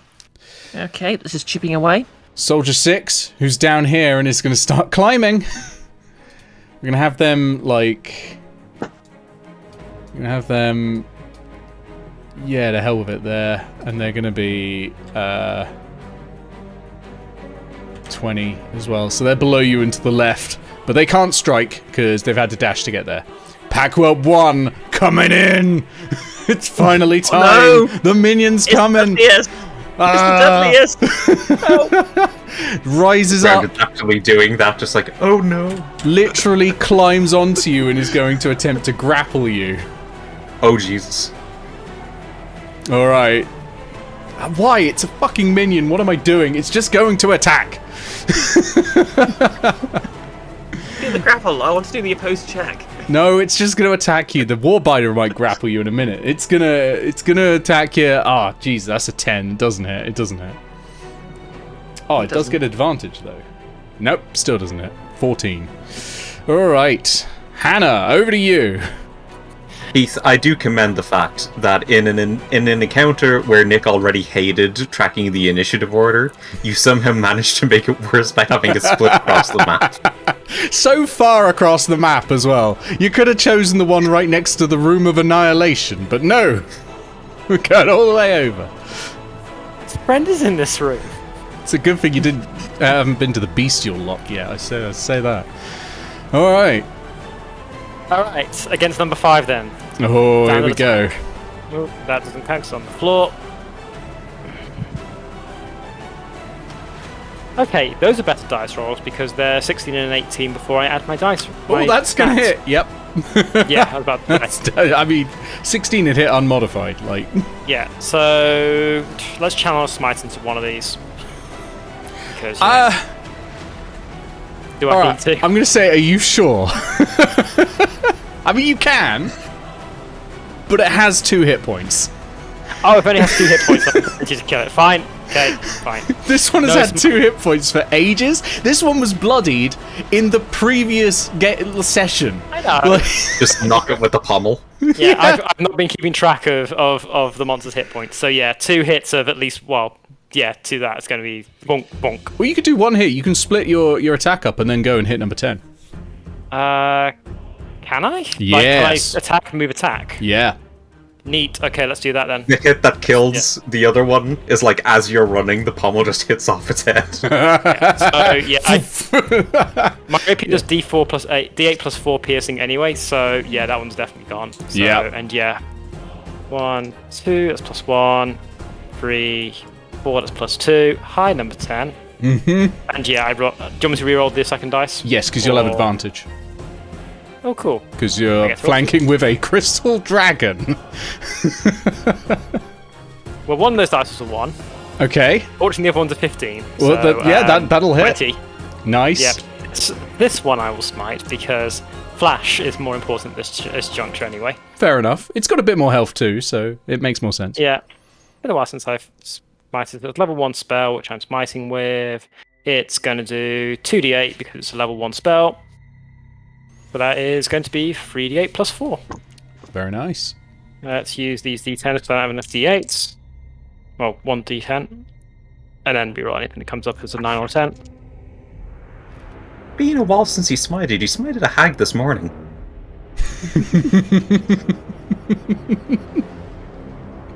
I mean, but in me as player, been whilst smited. And 17, 21. 21. Wow. I mean, that would almost kill one that was unbloodied. Like, they have 22 hit points. That's fantastic. It is dead. It is absolutely dead. And the dragon looks at you and says, "You really must be more careful, little one." Would you believe me when I say that we didn't cause them to be in the mirror run? That's precisely what I told you would happen if you broke the locks, isn't it? Whose fault do you think it is? Nick, is it? Is that what he told us? It is exactly what he told you would happen. He said that the mirror run would become unstable and there would be extraplanar incursions. Aha. But, to Dragon be fair, is using it. you did ask him to explain planes to you, so you are probably the one most likely to have not understood. I now see what you mean by planar instability. Good. Are your friends alright? They are probably fighting what weren't dragged with us. There was at least one Gnoll war chief and some others. There was a patch of darkness and weirdness, and half my friends turned invisible and then vanished, and the other ones climbed up stalactites. There was a feather. I then got confused. Enough. Where were you?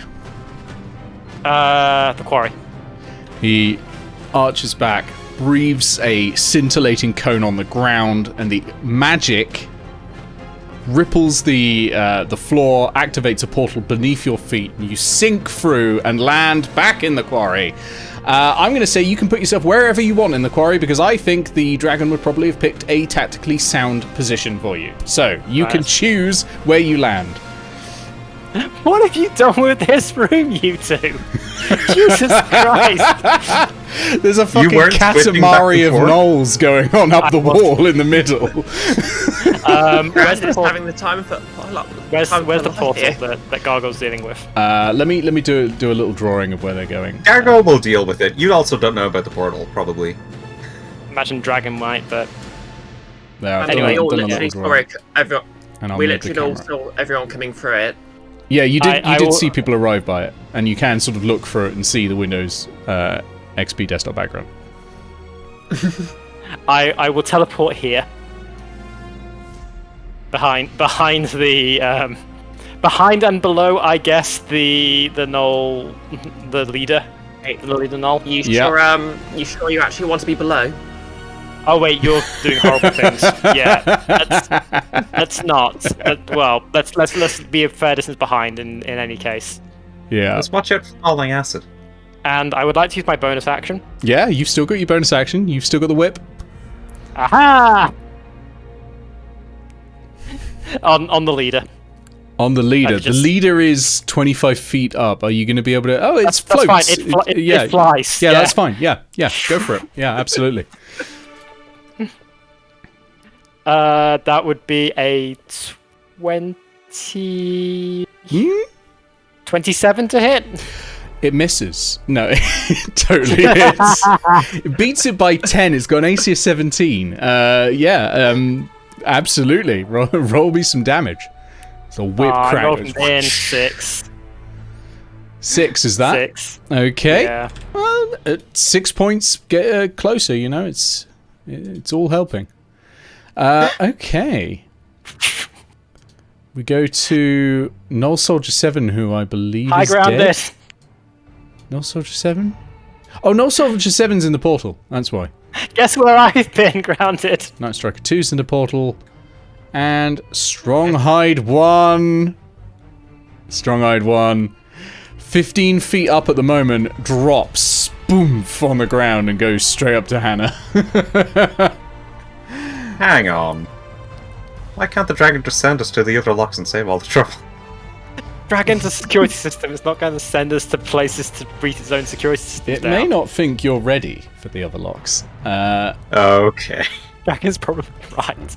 So. Oh! That's going to be a 17 to hit. That would miss normally, and I have legitimately You moved did 40 move, foot this you round. moved. Yeah, that's fine. So my current AC is 20. Okay, it misses. Soldier 1. Soldier 1's dead. Rest in peace, Soldier 1. Gargoyle. Over to you, and then grounded next. Alright. 5, 10, 15. And then Gargoyle is going to become uninvisible Gargoyle. There's a word for that. It's called visible, but I added more steps. He's going to cock his gauntlets, get ready to thrust them at the portal, and instead of using Thunderwave, is going to use Shatter. Shatter. You used the word cock and shatter, and there was another one there as Thrust well. as well. Cock and thrust. Yes. Cock, thrust, and shatter. Okay. You were. Roll me an intelligence check, please. Oh boy. Oh, wow. That's a Grounded. 12. 12 Gargoyle is enough. smash.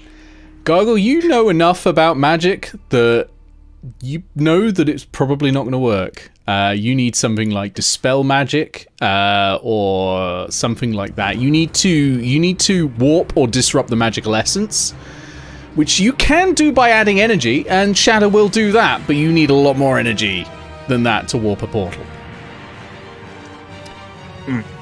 Or oh no, hold on a minute.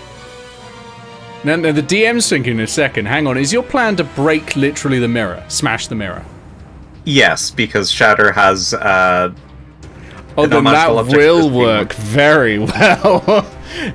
The moment I was thinking, I was like, hang on though, but how are these working? These are working through reflections. What if you stop the reflections? Fantastic plan. I love it. Give yourself inspiration.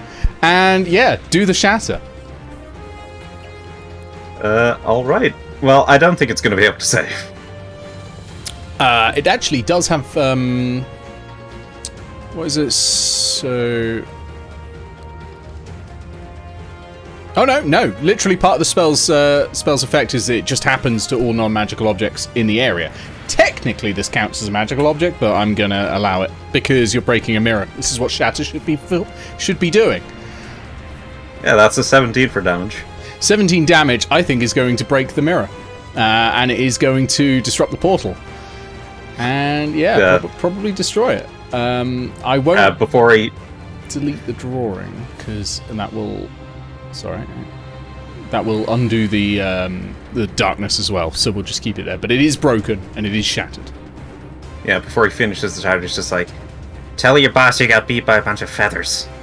Oh wow! Yes, I love it. Okay, through there you probably could see a small war party were heading towards the portal. Like, you could see them approaching through the other side, and they start hurrying as they see you like revving up to cast a spell, but they can't get there in time.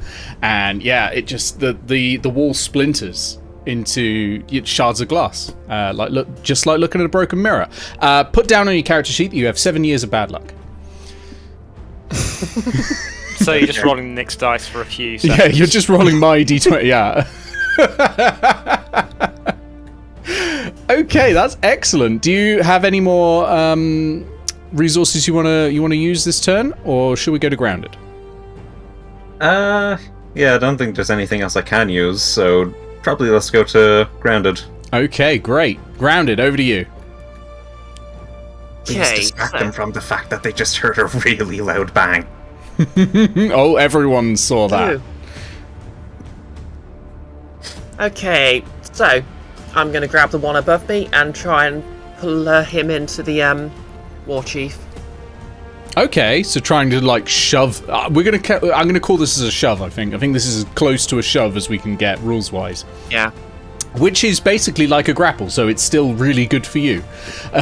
You know, Okay. like it runs exactly the same as a grapple, basically. So it's going to be your athletics versus their. Which one's the one above you? That would be the gnoll soldier. Okay, versus their athletics as well. Not great. You've got to beat a 4. Technically speaking, I don't even need to roll for that, but No.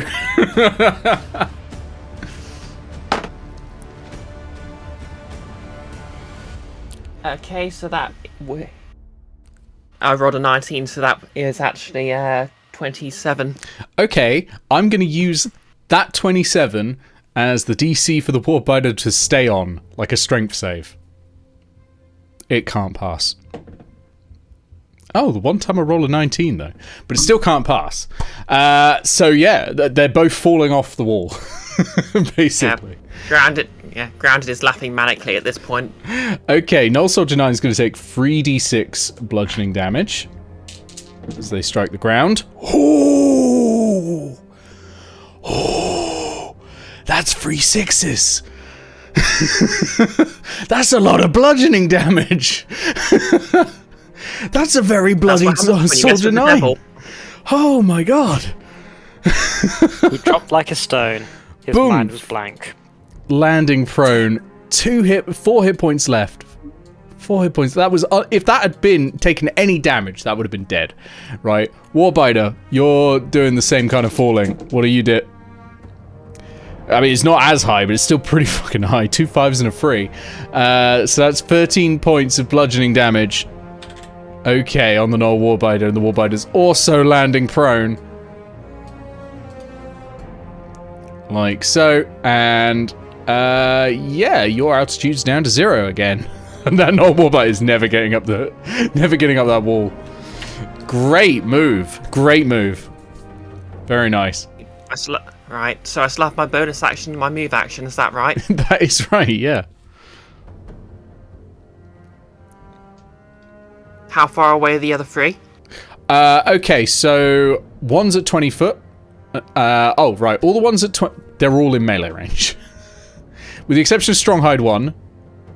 Oh, Stronghide 1 isn't even on the wall anymore. Let me just set his altitude to 0. Yeah, they're all in melee range. With the exception, obviously, of the Warbiter and the Soldier that you've just dropped. So, 1 Pack Whelp and 2 Soldiers are all within 5 feet. Are they all below me? No, the Pack Whelp and... No, it's just the Pack Whelp. The Pack Whelp is same height as you. For the 2 below me, I'd just like to pour my last vial of acid over them. Okay, acid you have to choose one target, I will say. Okay. If they're like when you dropped one person onto another one, I can count that as one target. But these two are in 2 separate squares. Okay.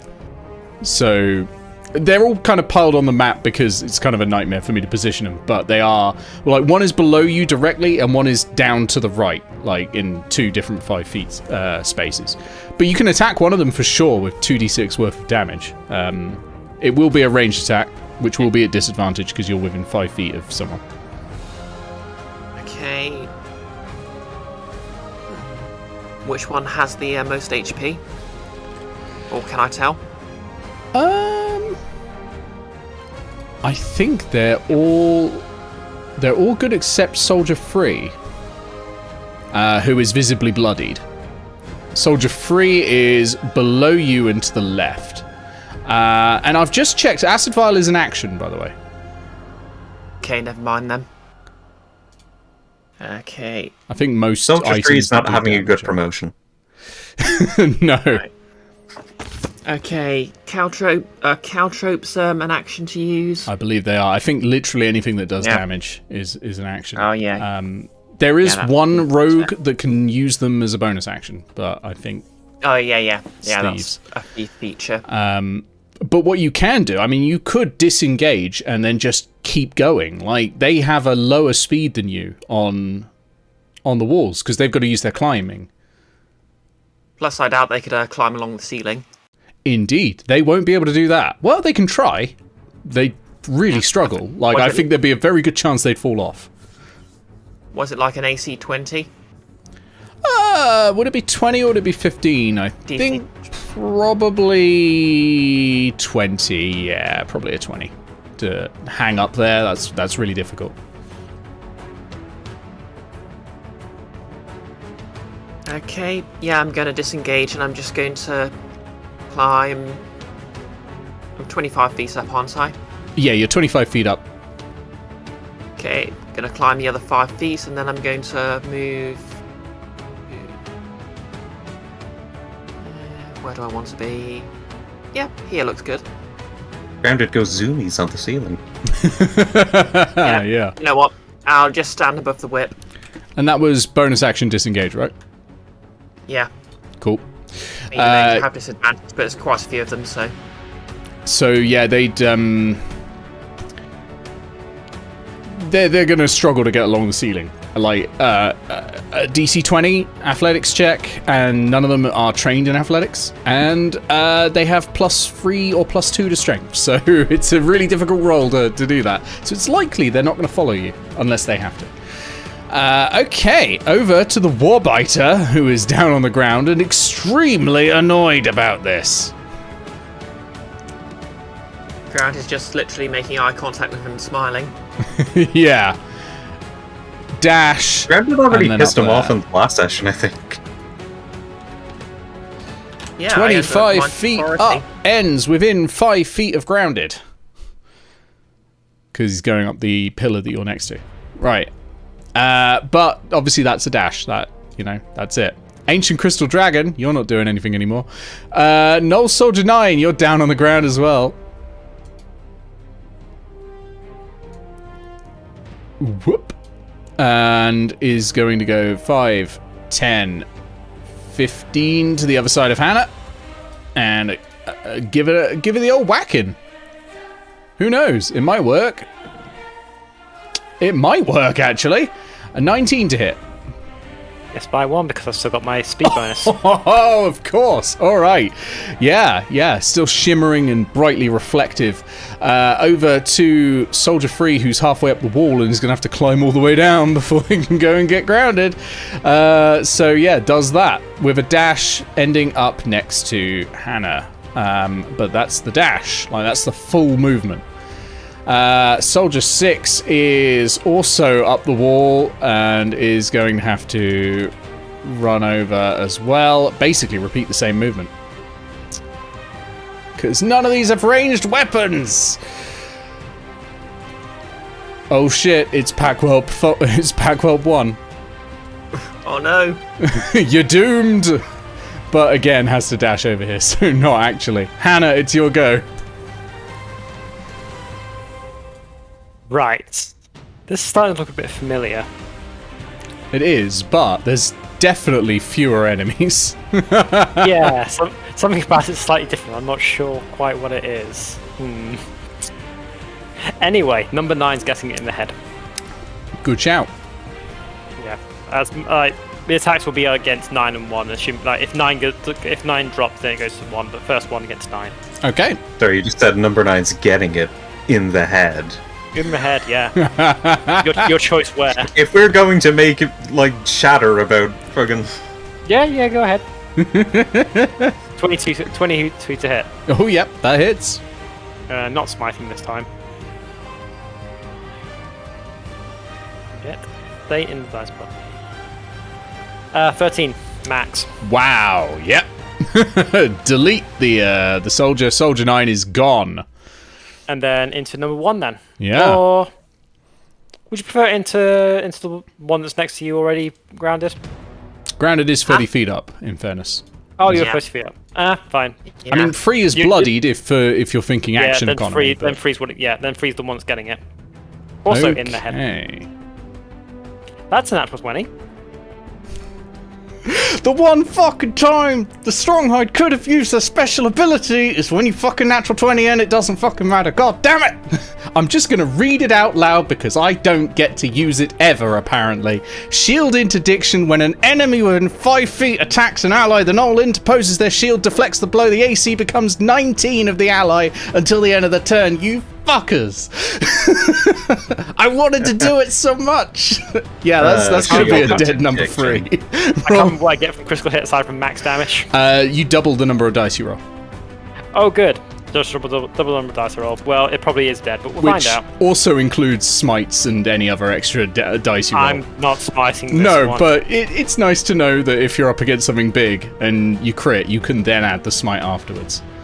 He's just telling you your rights. Yeah, Yep, absolutely. 17. Oh yeah, that's enough to kill that one as well. 2 gnolls down in 1 round. Glorious. Yep. Number 1's looking really sad that they couldn't get their shield out. And there's a whip that's between Yep. grounded and the floor. Tickler the toeses. It's going to hit the leader. Oh no! Yep, okay. AC 20. Oh, that 30. hits. Yeah. That's how it killed the one in the darkness, dragged it in, tickled it. 7 force. 7. All right. Very good. So that's going to be... Yeah. Oh, yeah. It's not looking great now. Hurting, yeah. It's hurting. Yeah, absolutely. Very nice. Over to Stronghide 1. Gargle, you're going to be up right after this. Stronghide 1 is going to attempt to attack Hannah. I don't think Stronghide 1's landed a single hit yet. Let's see. 14? Please? Nope. Okay. Gargoyle, over to you. 5, 10, and let's do a lightning launcher on Ironhide.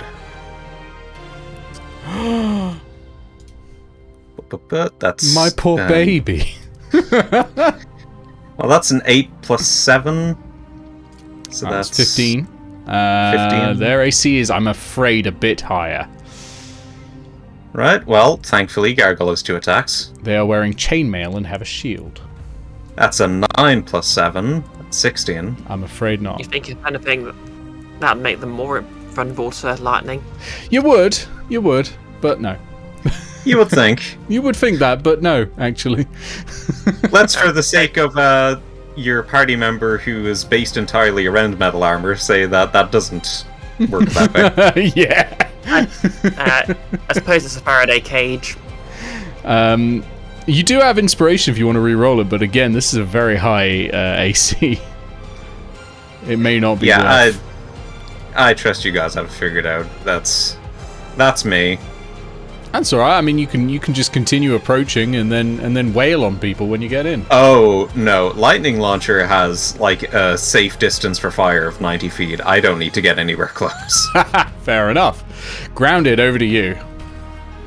So you are 30 feet Hey. up. The Gnoll Warbinder is 25 feet up. The rest are on the ground. You can just approach them all with 2 HP. Okay, so Do it's it. more than 5 feet away. More than 5 feet away from me. Is that right? No, it's 5 feet exactly. Okay. So if I was making a ranged attack, would that impose a penalty or? Yeah, that would be disadvantage. Okay, Which you could cancel out with steady aim, if you wanted to. true. But I wouldn't have advantage on the attack anymore, so I wouldn't get a sneak attack. So Depends what you're it's really attacking. worth it. If it's within 5 feet of Hannah, for example, Oh, that's true. then you would get sneak attack, but certainly not against the Warbiter, if that's what you're thinking. Okay. So I have a question. The one that's just south of Hannah. Mhm. Would you say that counts as within 30 feet of the Warbiter? Because I'm not really sure how diagonals work. Diagonals you count like a chessboard. I will say yes. Yes, I think so. Okay. Okay, our friend with the shield then. I'll be steady aiming them with my hand crossbow.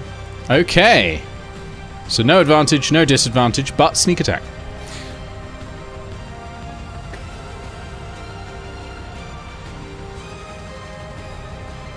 That's an 11. I'm afraid it pings off the armor. and strikes the Okay, ground. I'd like to use inspiration for that then. Okay.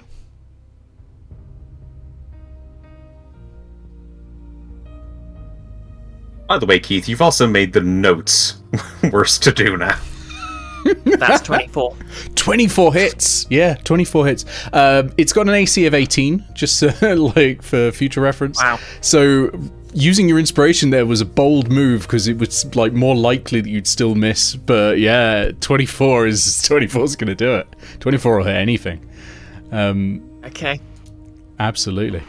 My poor I mean, baby. nature of statistics, the more chance you have to hit, like the more likely you are to hit. Yeah, it's just if you're using inspiration on a high AC thing, you know.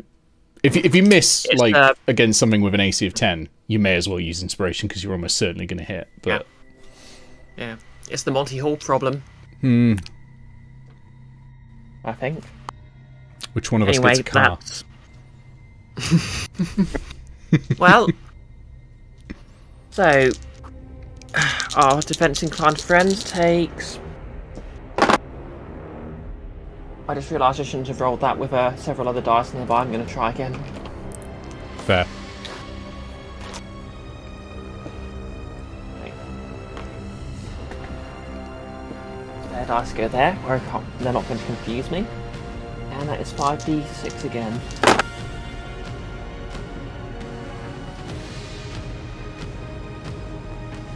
It's going to take a moment because they're all different numbers.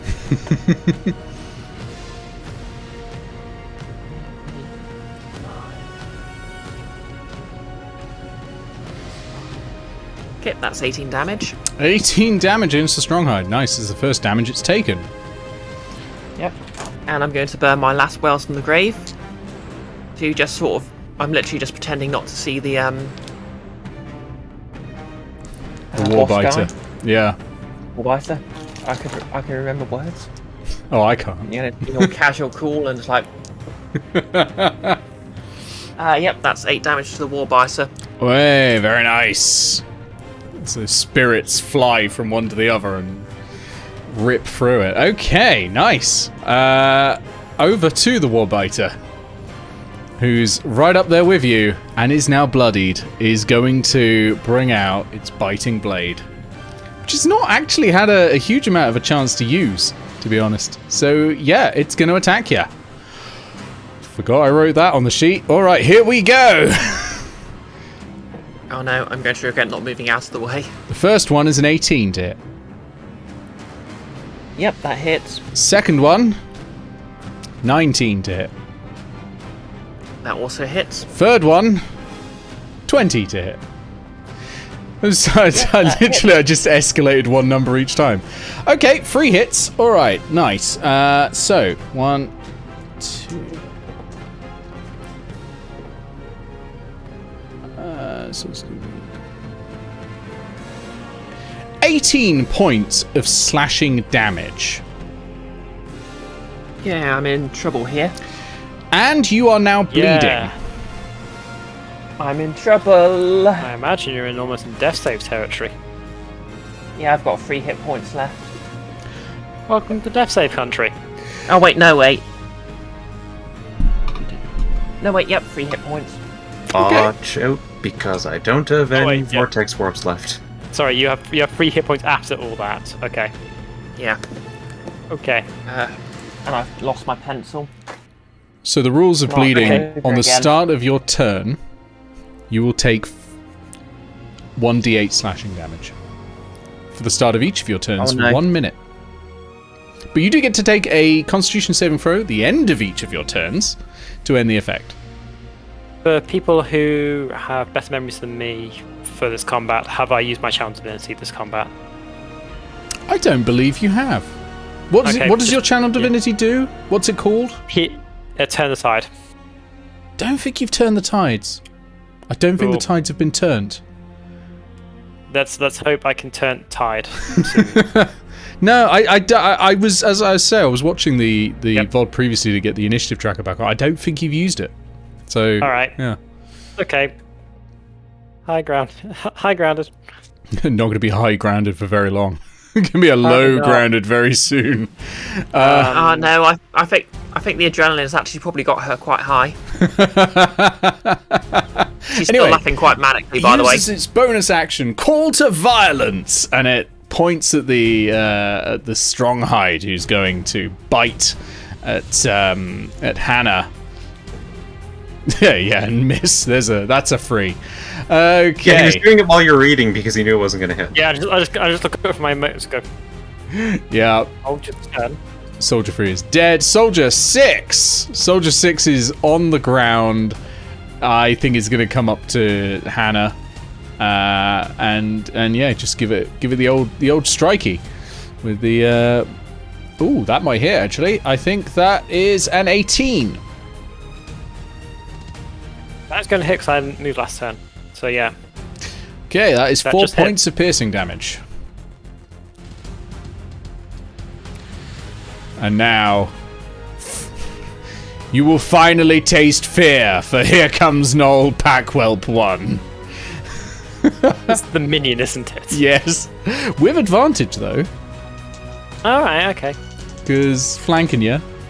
Oh, I rolled 2 14s. So that would be an 18 to hit, and that is 2 Okay. piercing damage. Well. Yeah. Over to you, Hannah. The only gnolls that I- managed to get a hit in on Hannah. I have been killed by a... No, I haven't. By the minion, yeah. You wish. My turn is that. Yep, your turn. Okay, as a bonus action, I will channel Divinity and turn aside. Okay. In theory. As a bonus action, you can bolster injured creatures with your channel Divinity. Each creature of your choice that can hear you within 30 feet of you. Oh. Sorry. Regains hit points equal to 1d6 plus my charisma modifier, minimum of 1, if it has no more than half their hit points. I think ground qualifies there. Yep. Yeah. Yeah. My charisma modifier is 3, so it's not much, but it's going to keep you alive a little bit longer. Keep you alive at least 1 turn. Which... Yeah. And the rest of my abilities are going to cover that. I don't count for myself from hearing myself shout, as far as I know. I don't know. No. But you do get 9 back, because I rolled max. Again, I swear this dice isn't loaded. So get yourself 9 hit points back. And that's a bonus action, so let us start going to work. High number 6. I'm going to hit number 6, in theory. Okay. In theory. AC 12. No, 15, I'm afraid. Then second attack also on number 6. Okay. That's a natural 1. I will inspiration that. I am allowed to inspiration that, aren't I? Oh, yes, absolutely. Yep. I was just don't holding think my I've spent breath. Inspiration. Yeah. No, you go for it. Hooray! I rolled a 2! Oh. It's better. Yeah, it's exactly 1 better. Yeah. Okay, so no is the answer, I think. No, indeed. Alright. I just have a move, and you can't turn moves into bonuses, so nothing from the whip this turn, sadly. Okay. Shame. I can't really move either, can I? There's not many move actions I can take while completely and utterly flanked and surrounded. You can just go and get hit. I'd rather not. I mean, I'm one of gonna them stand here, one of yeah. them's a minion. One of them can I only also- bite you. yeah. The other one, yeah, that one can do some damage. But Yeah, I'm going to stand here for a bit. okay, Because now I can still mess with Sentinel for everyone else. that's true. That's very true. All right, Gnoll It's Stronghide. the- It's going to give you a whack-in with its teeth. That's a natural 20 with its teeth, which is not very powerful. Ah, well. That's going to be 9 points of piercing damage. As it goes. Ain't good for me. And I am down to single figures. that is the Stronghide's go. Welcome Gargoyle. to the club. And then grounded, you'll be straight alright. afterwards. Let's lightning launch a minion. Okay. I'm hoping to interrogate it, but Oh, how many Well, points of healing did you receive there, grounded? Was it 9? 9, yeah. You're I'm not 12 now. bleeding. The effect is ended if Oh, the creature okay. receives at least 8 points of healing in 1 turn. Amazing. MVP. Fantastic. Does a 23 hit a minion? Oh, it does. All right, so You don't need to roll damage. Minions are automatically killed whenever you hit them. Okay. And then let's see if we can Hit Hannah. give a lightning launch over to... Yeah, just shoot through. You know? She's right there. That's what hounds do, right? You attack them and then they power it up and send it to the other end. Yeah. All shimmery like. Just really. Yeah, just lay on annoying. hands. Yeah. They lay on hands and conduct the electricity. Yeah, it's great. All right, let's see. Oh, that's 14 plus 7. That's 21. 21. Who's that against? The Stronghide? Stronghide, Yep, yes. that'll hit. All right, so that is 1d6 plus 4. That's 5. That's still pretty good. With Thunder Gauntlets, I can make it take an additional 1d6 damage. Do you have the Thunder Gauntlets on? No, Lightning Launcher. But Lightning Launcher, I can make it take an additional 1d6 lightning damage. Okay, so it's going to be 2d6, yeah? That's 6. Final damage is 6. 6 is still good. 6 is still good. I mean, Roll 2 1s for damage. This thing has not taken much damage in the whole sort of course of combat, because most of the time it's been charmed, so it's been sort of ignored.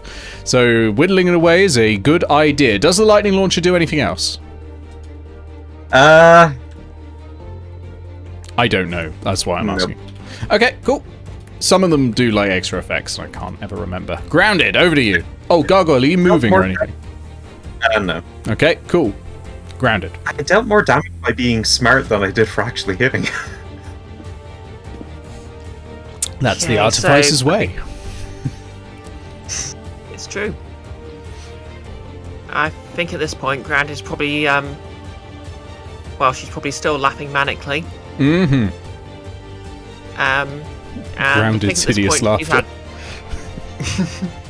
She's probably actually more than a little angry with the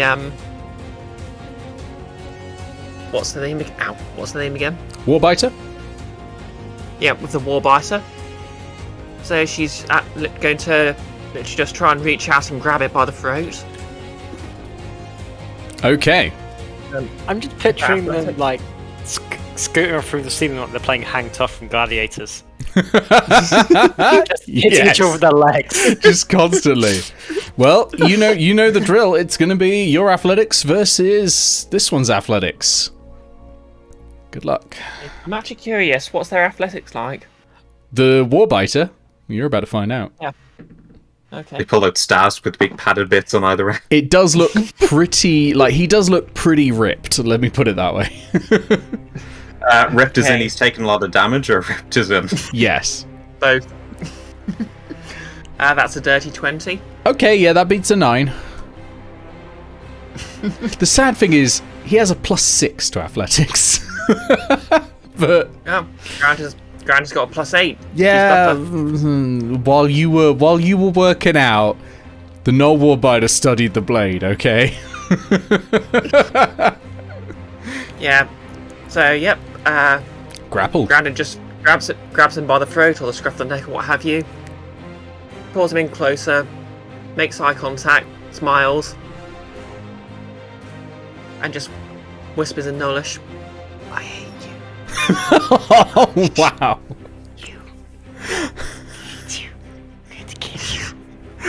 Amazing. Okay. And with that, she's going to drop him south on our friend below. As you bring the Warbiter in and you say, "I hate you," the Warbiter does start to speak just before you drop him, and he goes, "I will hunt and kill your family." Dropped on hand. Straight down. Okay, so that's going to be another 3, because you're 30 feet up. It's 3d6. That's hates the worse. gnolls. He hates them so much. 11 points of bludgeoning damage.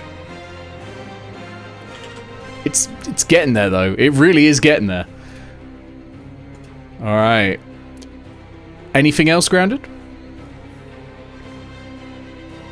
Grant is going to shout down. Second time's the charm.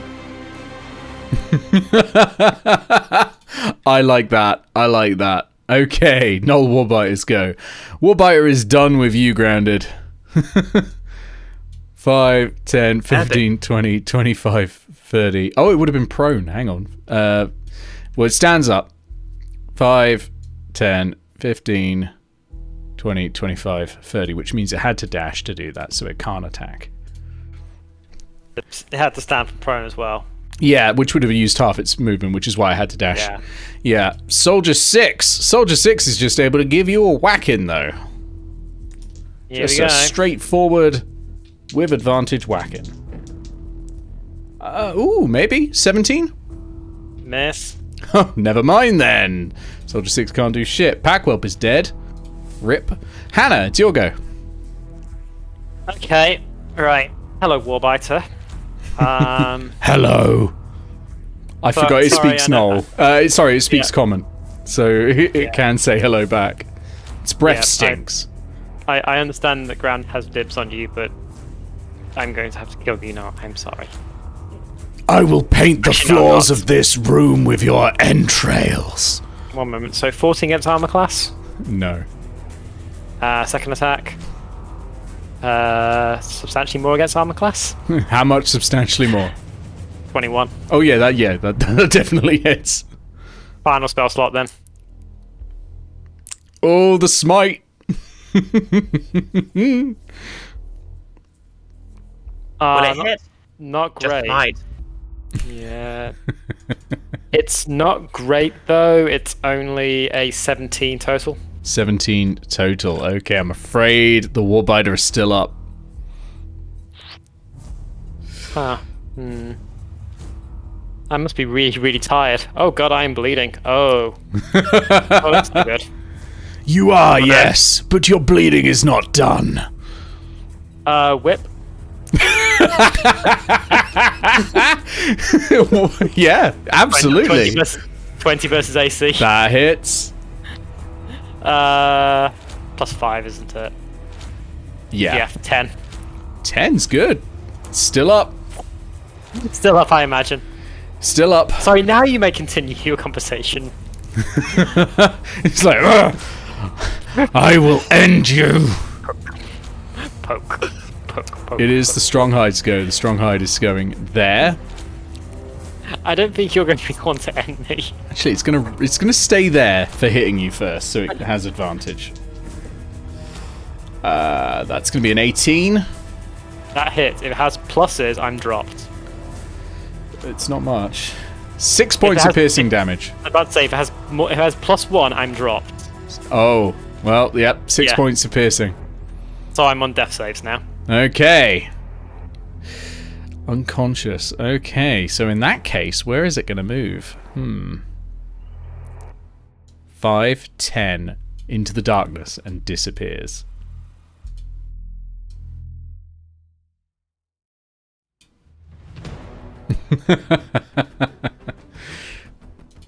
Okay, Gargoyle, it's your go. Grounded, you'll be straight afterwards. Hannah's just hit the deck. Right, let's lightning launch a big boy. Jamie Hannah. That's a natural 20. That's better. I would recommend this one being the one where you do the extra d6 of damage, because you'll double that as well. Yeah, alright. 4d6 of lightning damage then. That's 14 damage. 14 is good. It's not good enough to kill it, but it's good. It is Well, that's very why we nearly have extra gone. attack, isn't it? Yes, that is. But what about extra attack? We've had one attack, yes. What about second attack? That's 16 plus 7, which I imagine That hits as well. That's some good rolls, damn. That's it. How much was that, sorry? That's it. But 1 plus 4. Duh. I forgot to add +4 to the other 5 one as points well. of damage. Oh, it's barely hanging on, but it is still there. Whoo! Hey, Grounded, do you remember what happened with the pit fight? Oh no. Yeah, alright. It's your go. No, Warbider's up straight after you. Hey. Okay. Just double checking feet. That's it. Double checking feet. That's the opposite of what Rosad would do.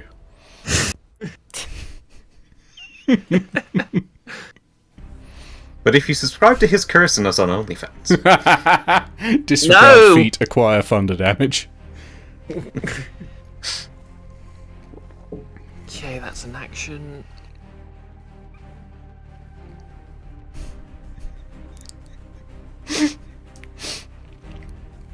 Because you know how many Second, attacks it's got, right?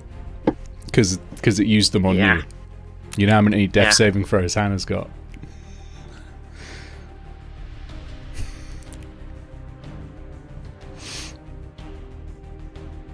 Hey. I think Grand is going to start shouting at the Warbiter. Oh good, it's got a name now, I can remember it. Yeah, I put that on there for for your benefit. Yeah, she's just going to start shouting, "Hey, don't you turn your back on me!" Oh. And she's just going to sort of snap out of it. So, she is going to... I'm 30 feet up, aren't I? You are 30 feet up, yep. So you're not within melee range or anything like that, if that's what you're wondering. Yep. She's going to run down.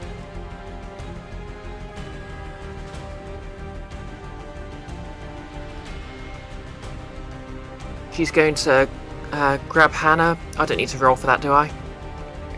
No. I think is that just a bonus action? Yes. Bonus action. It would be a grapple. Is she resisting? Oh, she can't resist. So you automatically succeed, but it would be your attack action. and ragdoll Hannah over the Warbider set. Use Paladin as weapon. Wield Paladin as weapon. I think the tap out ability on my Turps Cording Girdle makes it a bonus action, doesn't it? To grapple. It does. Yes, it does. Specifically, yeah, for the girdle, yeah. Which I've Okay, also got so in I'm good. here, so I can just quickly look it up. Look at that. There we go. Tap out. Bonus action, move it without causing attacks of opportunity on yourself or reducing your movement speed. Okay, so I'm going to grab Hannah and run back up to the ceiling. Is that using your bonus action to dash, I assume? I thought I used my bonus action to pick her up. Ah, would you be using your action to dash then? Because you've gone down Yeah. 30, you're going to need another 30. Okay, you can absolutely do that. Yeah, that's that's fine. fine. And because of tap out, there are no attacks of opportunity because this is one of your, Merifrith item features. This is one of the things you can do is grab someone and just fucking get them out of there. And fantastic. Great use of it. So yeah, you both are now 30 feet up in the air. Hannah, you're sort of lying like, "Whoa." But yeah, granted, you're back 30 feet up. Hannah's 30 feet up. Everyone's looking at Gargoyle. Angels literally picked my dead body up and dragged me to heaven. Everyone's allowed to look at Gargoyle because they can't reach Gargoyle without doing the dash. No, indeed. But yeah, that's a great move. Really good move. No Warbiters go. Sees you up there, sees Gargoyle, thinks Gargoyle might be the easier target. 5, 10, 15, 20, 25, 30, 35. Boom. That's the dash, obviously. So yeah, it's gonna go south for Gargoyle soon. But Gnoll Soldier is gonna start climbing up here. And gets to 30 feet with a dash, so he's up next to you. But again, can't attack. Hannah, it's your go. I'll need a death saving throw, please. Eek. I'll just double checking if I get any enhancers for it. I think it's only Death Domain clerics that get that. It's anything that increases saving throws, which is the interesting thing there. But I think I only That's true, some paladins do. Yeah, you and friendly creatures within 10 foot have +3 bonuses to saves. Well, that would include a death saving throw. Yeah, absolutely. You are in the hands of fate now, aided only by spells and features that improve your chance of succeeding on a saving throw. This Very is nice. safe. It doesn't say that you don't get it if you're like unconscious or anything. I imagine I don't get it. I imagine I don't get it while I'm unconscious. So that's You would only not get it that's- if you're unconscious if it says that. If it doesn't say that, you get it all the time. That seems odd if that's the case, but It's probably written intended to give you a bonus on death saves because you've got that holy energy. I mean, Weird. I Anyway, will allow let's it see for what I now, and roll. I'll look it up later, just in case. But my assumption would be that it applies to your death saves. Okay. Anyway, it's just 10 plus normally, isn't it? So Yeah. I So rolled now 11. it's going to be There we 7 go. plus. Way successful save. Very nice. yeah, Yeah. So 1 up. Does it say you get +3 on your saves? I can't remember whether death saves are if it's a natural 20 or not. Like, does it increase your chance? Does it say if you're 20 up? So it For a death specifically save. says if you roll a 20 on a d20, you regain 1 hit. Ah, point. fair enough. I was just wondering because it could theoretically nudge to make it way easier to come back to life. That would be that fun, would be- but yeah. it does specifically say in the rules if you roll a 20 on a d20. Fair enough. But I would side with Noah's. Like most abilities only seem to happen while you're conscious, unless like specified otherwise. But even then, I rolled an 11, so. Hello there, General Gargoyle. It's the Stronghide, coming here to hit you, doing its best. Oh, god damn it. 9? Nope. No. Alright, Gargoyle, you'll go. How do you respond? There's a Warbider right in front of you and a Stronghide right next to it. Okay. Well, lightning launched the Warbider. Okay. That's 18 plus. It's going to be at disadvantage because you're doing a ranged attack within 5 feet of an enemy. Okay. That's 16 plus 7. Okay, that does not hit, I'm afraid. Oh wait, did you say 16 plus 7? Yes, plus 7. Oh, that hits. Sorry, I thought it was 16 with plus 7. No, that definitely hits. Yeah, go Okay. for it. This isn't 4th edition, Nick. 6 damage plus 4 is 10. Okay, 10. Oh, that's against the Warbider. Yep. Okay. So the gem strikes it in the chest and it goes and starts frying, and you can hear this sort of like it's like burnt dog hair, and it collapses to the ground dead.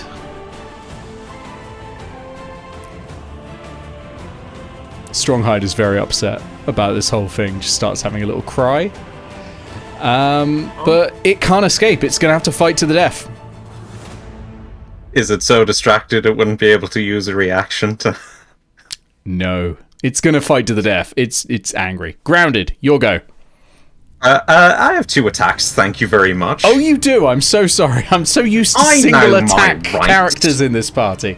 I've got to get used to the fact people have multi-attack now. Oh, that's not going to matter. Whacking. That's 11. 11's not going to hit that Right. big, beautiful boy in the Stronghide. Well, I figure, since it's probably going to try to hit me anyway... It might.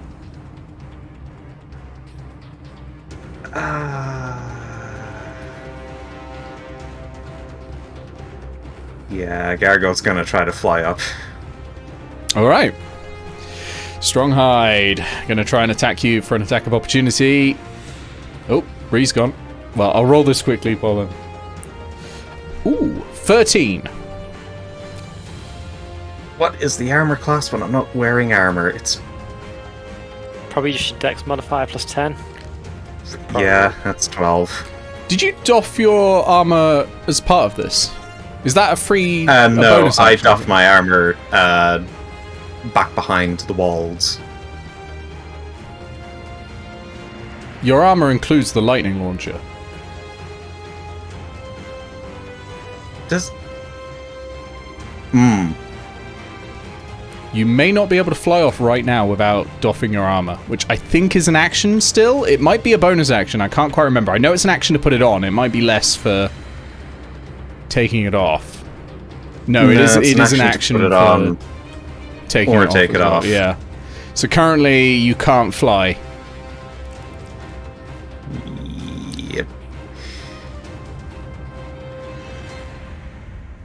Well, considering that was going to go south anyway, I think I'll stay where I am. Okay. Fair enough. No attack of opportunity. Yeah, thank goodness I also spent an entire, turn just moving so that we can fill in the donning of the armor again. Yeah. Okay. Grounded. Okay, so.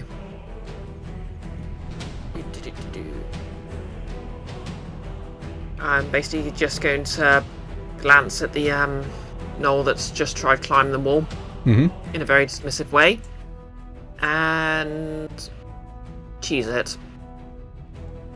Okay, Hannah. you will take an attack of opportunity because it is. Oh no. Disadvantage. Sorry, yes, it is. But yeah, disadvantage. Have you got disadvantage on all attacks of opportunity now from the girdle? I forget what the girdle does. That was the basic ability on it. Yeah. The Dancer's Grace, isn't it? That is a 9. I tossed away a 19 with that. Damn shame. Yep, Yeah, you're off. I just sort of, I just sort of ignore it and it just sort of swings at empty air. Okay. Wait, let's see, that's 5. White Chip's accordion girdle is written, it looks like until you drop the creature you picked up with top out. Oh no, it's the main feature of it in general. Dancer's Grace. All attacks of opportunity against you are made at disadvantage. But with tap out, it's that turn they can't make opportunity attacks at all, which lets you critically get out. Okay, you move over there. You've still got your action and bonus action, I think, from positioning wise. With my main action, I'm going to use my healer's kit to stabilize Hannah and bring her to 1 HP. I'm gonna need a check for you to be able to do this. Normally you would not need to be able to do this, need a check. You are now doing this upside down. And while you're attached to the ceiling, for sure, you're holding Hannah in one arm to not to drop her, and in the other you're trying to apply a healing kit. I'm going to need... I'm thinking it has to be just a raw dexterity check here for your ability to handle all of this nonsense at once. But Nick, in Wark, they do sutures with their mouths all the time. Yeah, they probably... In Wark, they can fly. I mean, flying is... I'm literally walking on the ceiling here. That's not actually that different. That's actually easier than flying. Oh, I thought you were saying you were walking. You're gonna need to beat a DC 15. I should make this a DC 20, but I'm being kind because someone else's life is in the balance. Actually, question, 2 people's lives are in the balance. Question. Yeah. Would I need to make the roll for if I just use the potion? If you just use a potion, that's fine, yeah. That's way easier than getting a healer's kit out and doing a proper bandaging and all that. That's way harder than just pouring it into someone's mouth. Yeah. Yeah, I'm just gonna reach my healer's kit and just look at all the bandages and everything. Move my other arm and realise I'm actually trying to hold Hannah up with that arm and just put the potion and pour it down her throat. Several pins just fall to the ground and a couple of needles have been bandaged. You'll be able to pick them up in a sec, but they've just fallen out while you're opening and you're like, oh, that's not a good idea at all. Okay. Yeah, what potion are you using? What size? Oh, well, the battle's nearly over, so I'll just use a standard potion. Standard potion. All right. So it's 2d4 plus 2 hit points. Yep. Wrong dice. And Hannah, you can cancel your death saving throws. You are back up. And I start from 0 for these, don't I? Yeah. Yeah, you start from 0, but you'll get the healing that Grounded's giving you. Yeah. Where's that D4 gone? There you are. It's not like I need to start at -9. No, you don't start at -9. Don't worry about that. You used to in 3rd edition. 3rd edition's Yeah, that I'm afraid that's only 7 HP. Seven's, That's fine. Seven's enough. It's 7 more. It's 7 They're more HP than literally I had dying. last turn. You can still do whacking. Hannah, your eyes open, and you are upside down, hanging from the ceiling. And Grounded has you, well, like one arm. Hey, Hey, how much drop below me is there? You're about 20 feet. That's gonna hurt when I drop, isn't it? Yeah, about 2d6. Drop on the Ironhide.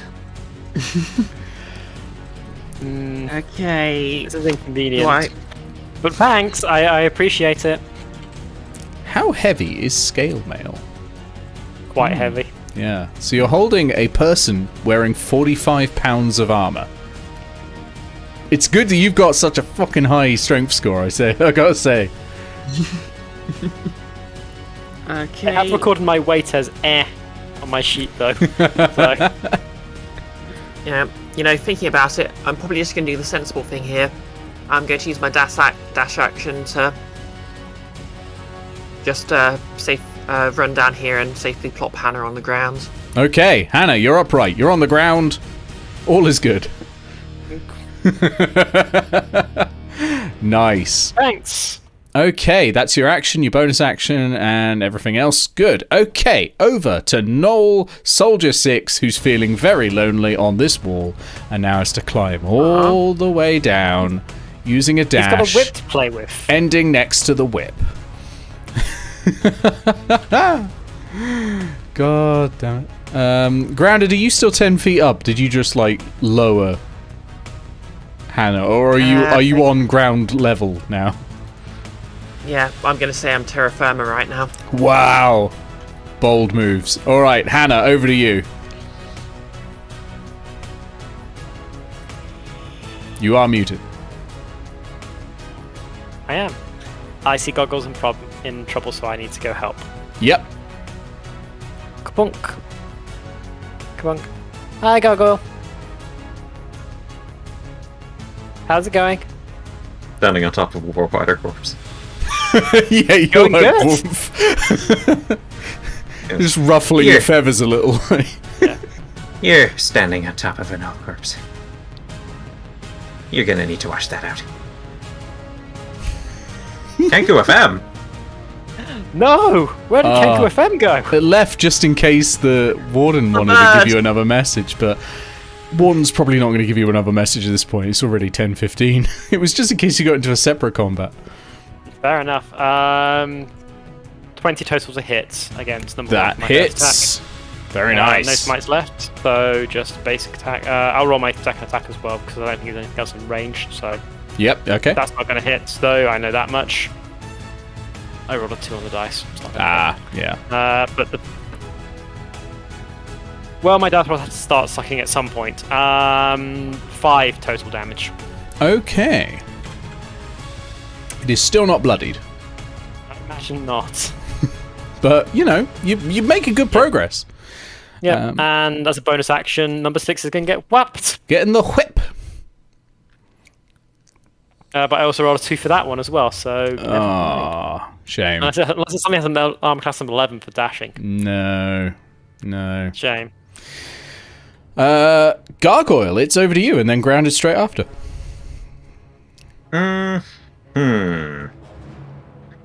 Well, we might as well try doing some lightning launchers. I wouldn't recommend that where you currently are. It'll be at disadvantage again. Do you have any other weapons? Like, actual weapons? I do have a dagger. It might be more effective. Well, it might not be, honestly. It's up to you. It's up to you. No good answers. You got any spells? I've got spells, but what if I need them later? There's only 2 first level ones left. I'm pretty sure you're all planning on getting out of here and having a long sleep as soon as you can at this point. But sure. There's sci-fi noises. There are sci-fi noises, and that might not be a combat encounter. Yeah, I'm going to pull out dagger and then attack with dagger. Okay. And that's not gonna hit. That is a 15. Oh no. It would hit the gnoll soldier, but unfortunately not for this bigger, stronger, strong hide, wearing all this armor and with a shield. That shield, by the way, is almost the size of you. It's a proper tower shield it's holding. That is a good point. There is a gnoll soldier within lightning launcher range. Yeah, but you'd still be at disadvantage because you have someone within 5 feet. But you could make your second attack like that if you want. But yeah, we'll go try to lightning launcher gnoll number 6. Sure. Okay. Roll at disadvantage. Well, the initial roll was 20. That's a good start. Just do it again. The second roll was 18. Oh, that's 7. good. That is good. Yeah, that hits. Very nice. 2d6, I take it? Yep. Oh, yes. And that's a 9. Oh, 9 points is... Yeah, that's good for 2d6. Which usually averages to 7. So, 9 points. Very nice. Not quite bloodied, but not far off. Not far off at all.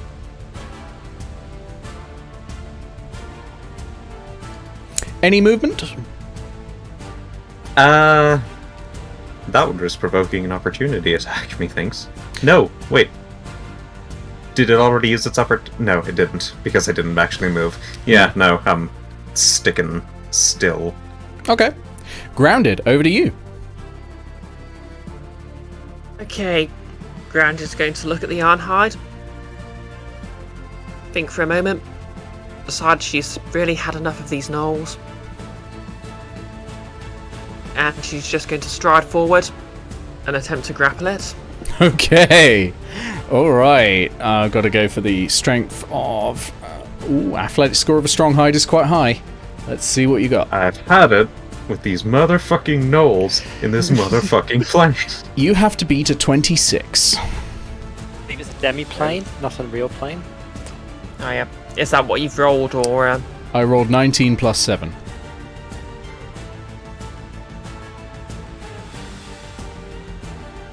Yeah, that's only a 20. Oh, yeah, this is the strongest of them all, hence the name. So it just pushes you straight back. Okay, well, it was a bonus action, so... Is it? Yep, bonus action to grapple. Is that from the girdle as well? Yeah, from the I girdle. gave you fucking everything, didn't I? I need to read what these magic items do. Yeah. You wrote them! I wrote them ages ago. Oh, yeah. Well, the making it a bonus action was a recent thing, remember? Yeah, that Nick was... has for however long thought that I have a 5+ modifier to intelligence. That's weird. I've not written that on the item. I'll have to update that. I must have just missed it. I'm quite sure it was in the... Oh, updated no, it's part of Tap reference. Out. That's why I'm missing it. Yep. Okay, yep. Ah, yeah.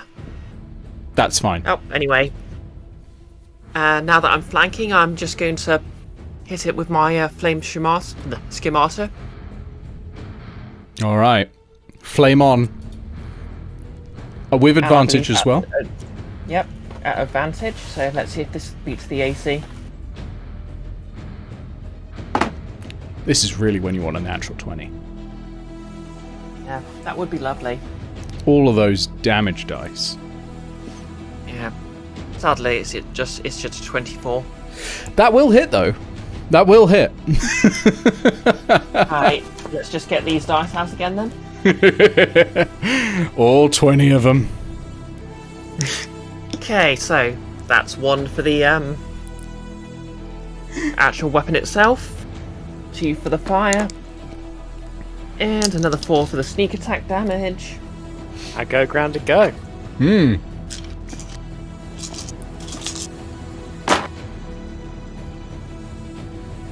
Some 6s there, very nice. Offset by a few 1s though. Oh god, I've just realised I'm going to have to add up all the experience for this. I was kind of hoping I'd just kill the party and then I wouldn't have to do it. Do we still get experience for however many the dragon killed? Yeah, totally. Like, that was you solving the problem. Like, There was a very good chance it would have killed Hannah. Like, that was certainly an experience. it was roughly a 50-50 chance that Hannah would have just died using that. That's 23 then. 23. That's really good. Let me just do some maths in my head. Very nice. That is now bloodied. Boom. Excellent. And also, yeah, and Granted just whispers in its ear in gnoll. Could always take a dive right now. It tells you, there's nowhere I can go. We don't have to kill you. One, You can just talk. 3, 4, 5, 6, 7. So that's a dash from the gnoll soldier. Hannah, over to you. Oh, the gnoll soldiers decide to play. Mm-hmm. Alright then. Let's smack the gnoll soldier, who seems to want to continue this fight. They don't want to die, but at the same time, they literally have nowhere to go. They cannot open a portal back home. They're the ones who are continuing this. Yeah, they've got nothing else. They may as well die with honor. Well, that's a natural 20, so he's going to die explosively in this case. Yes, it's a Or shame join you've the used the Guild of smites. Icons. Not that it's you double need one dice, for this. isn't it? Yeah, for yeah. that Double one? double the dice. Yep. That's a D10, not a D8. That's why. The beloved new gnoll mascots of the Guild of Icons. I don't think Grounded or Hannah are going to allow that. I'm surprised that you're even offering a talking opportunity, Grounded. I mean, nothing saying that she's not going to kill them later anyway. 16 Yeah. points of damage. I mean, if it did surrender, she would just literally start trying to kill it anyway. Oh, wow. Now give me your Really daggers. Thank you. Stab, stab, stab, stab. Another bloody puddle on the floor. So Yeah. there's one charge behind us, and I stab it. Does the one who is talking to Grounded seem like they are amenable to surrender at this juncture? Yes, I think so. It's bloodied. It's the last of its kind. It can't get home. It says, To look, hold it at sword point and just let it know that I could smite it at any moment. starts whimpering like a sad dog. We keep it, please.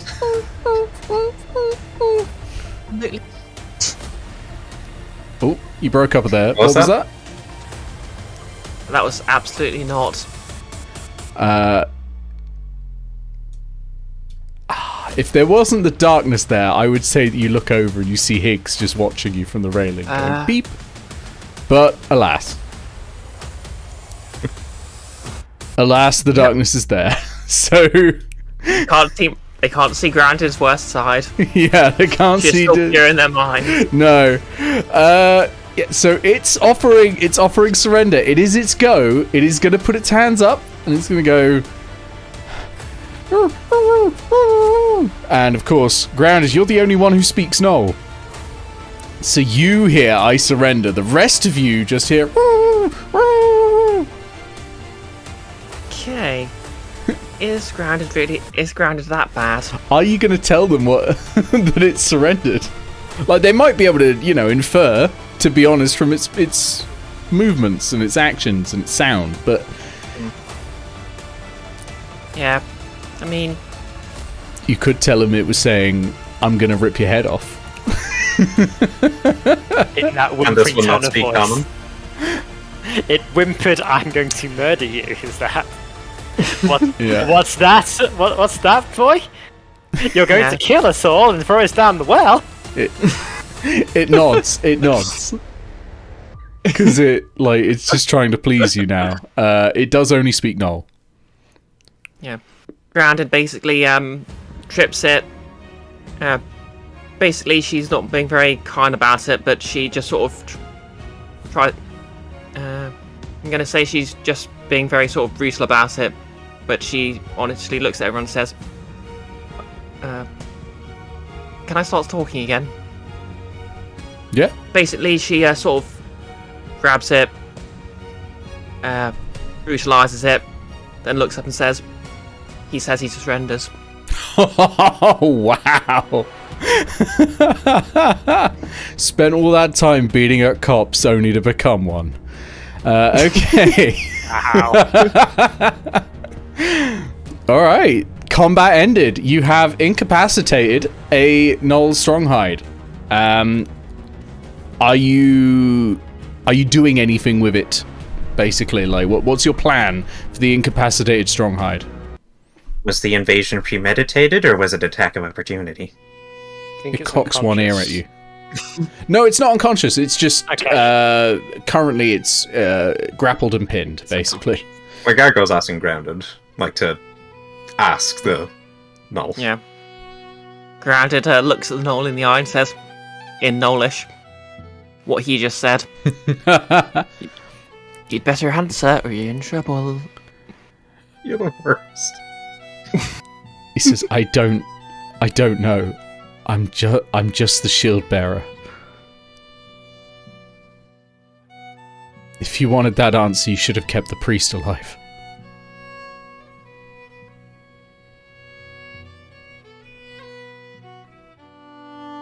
What do you know? I know how to lift a shield. I know how to protect the pack. I know how to bite. I how to bite, and I know we were preparing this only for 2 days. We were not ready. Okay, I'm gonna say grounded again. Not being very nice right now. Just sort of literally reaches into a couple of its wounds and starts squeezing. Rounded. Oh, it starts whimpering and Rounded. shaking.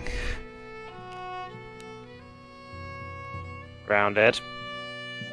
Yeah, grounded backs off a bit. I mean, she doesn't move away from it. But She's not, yeah, let's stand nothing.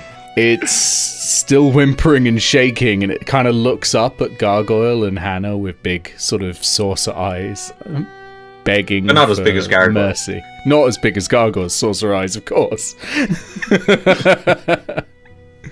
Yeah, Gargoyle looks to grounded. Just like, it's a bit dark. I'm not running away this time. Well, it doesn't have the option to run away right now. I don't think you need to go that far.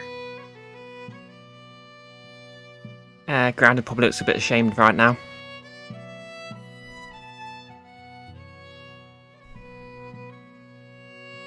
Like, if you're just going to kill it anyway, there are other rooms here. We can push it through a door. Grounded, you hear we should peeping have from the this- corner. Higgs has gotten Oh, quite no. distressed because Oh. it's been a while since any of them have been able to see you. Oh no. And they're they're still in the corner. They're staying there, which is where you told them to stay. But they're kind of worried now that they can't see you, and they're just peeping away. Look after your kids, Grounded. Do you think we should hand them this one over to the university?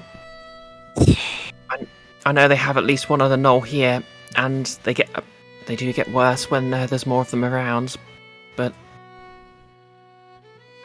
I think we'll cross that bridge after we're all healed, including this one.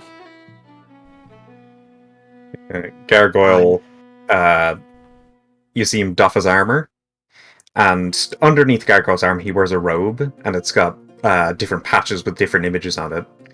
And he takes out, he rips off one of the patches with 4 potions, and then just like 4 potions almost jump out of it. And then he passes one to Grounded, one to Hannah, and I suppose one to the gnoll. Okay. I'm gonna tie up the gnoll before he's allowed the potion. Okay. So he sees the potion and he starts whimpering and looking at it and opens his mouth and sort of just gesturing towards it, but can't. Okay, you open one and start pouring it in, Hannah, and you're muted again. But I would generally help him. He starts doing that really messy way of drinking things that dogs do when you've got like a hose pipe, and he's like, and it's just going all in. But it does start working. The wounds start healing, and it looks grateful to you. I think not least because also you stopped Grounded from hurting him more.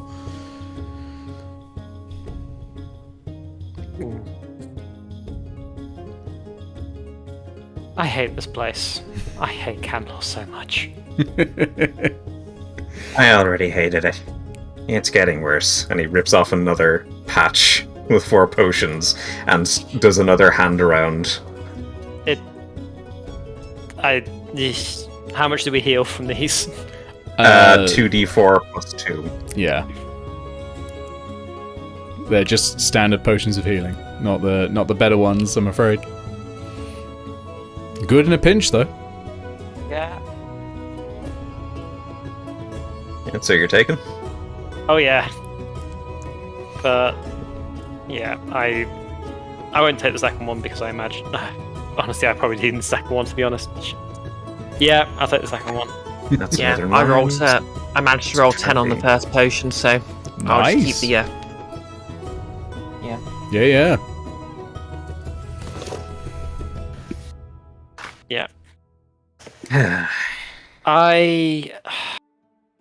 You're probably wondering where the other gnolls are. I ended up in the dragon room. So Grounded interrupts and says, "Don't tell them there's a freaking dragon. They don't need to know more about this place." the gnoll can't understand me. I'm just telling. Oh yeah, I got this. Yeah, yeah. Dragon said that every time we're messing with locks, we're causing planar instability here. Well, it's going to get worse. Yeah, that's what the dragon said last time too. Yeah. I now understand more about the planes.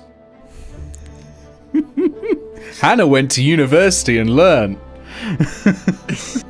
I now have more qualifications than a warlock. Yeah. So Definitely a sorcerer. we could either join Eao back at Petra's, or we could not burn the mirror potions entirely on what I have to imagine is around 20 minutes.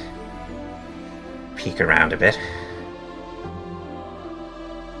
Your mirror potions last for 8 hours. You can do a short rest. Yeah, we should probably do a short rest anyway. But, yeah, I mean, you can definitely continue to look around. Eao's still within earshot, and can probably drop the darkness now, and probably will actually. Let me just clear all that. 60 rounds of combat darkness. Actually, yeah. If we're going to like take short rest, I don't need to use these potions. I can use my hit dice. Yeah, you can use your hit dice. Yeah, let's undo that. And do you want to take the potions back, or should I keep them on me for another eventuality? Like Gargoyle's community is all about helping people, so he's just a hand, just like keep it. Oh yeah, Grounded. What was your elixir in the end? I can't remember what it was a flight, wasn't it? Oh, that's right. You've got a potion of flight. I'm gonna use 5 hit dice. Yeah, hit dice are meant to be used. It's a good thing. A good time to use them. And yeah. Oh, nice. That is 22. Do we have to declare all our hit dice at once, or do we roll them one at a time? You just roll them one at a time until you've got as many hit points as you want. Okay, yeah. So Eao will probably approach you, Grounded, carrying the free Oh, sorry, all 4 of the hatchlings are with you, actually. I don't know why I had this image in my head that for some reason Higgs was on Petra's head right now. But no, Grounded, you're approached by Eao, who's carrying all 4 of the hatchlings, and goes, hey, so what did I miss? But, is otherwise not going to be in the adventure until Iris comes back. But yeah, you have your hatchlings back. They launch from Eao. In fact, start flapping and slightly glide towards you. They're still mostly dropping like stones, especially Higgs. Higgs basically just drops like a stone still. Hasn't quite gotten the hang of flight. But the others are starting to get there with it towards you, and they sort of all jump up on your shoulders and start peeping away. Higgs bites you on the ear. Mainly to express distaste that you were out of his vision for more than 10 seconds, and then peeps loudly into it and starts demanding food.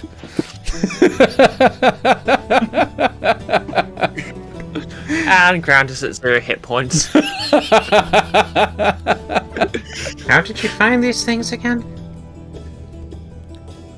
Oh yeah, you weren't there for that.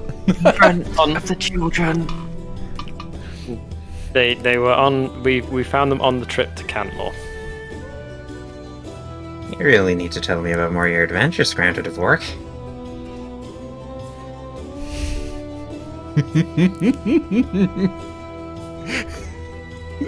Look of terror there. I choose to drop to 0 hit points. So I don't have to answer the question. Yeah. Well, while I was invisible, I heard some noises from the 2 rooms on the far side. One of them was a bunch of electricity, and the other one was... when I fire my thunder gauntlets. That.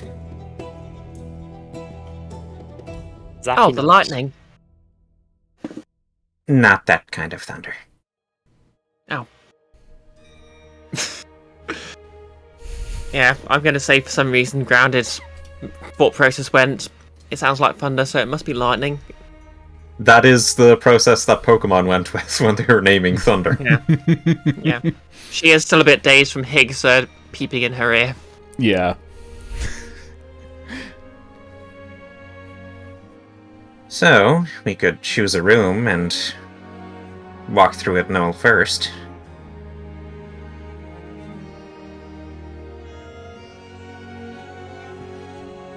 Wait, silly question, are we at level 7 or 8? 7. 7. 7. Okay.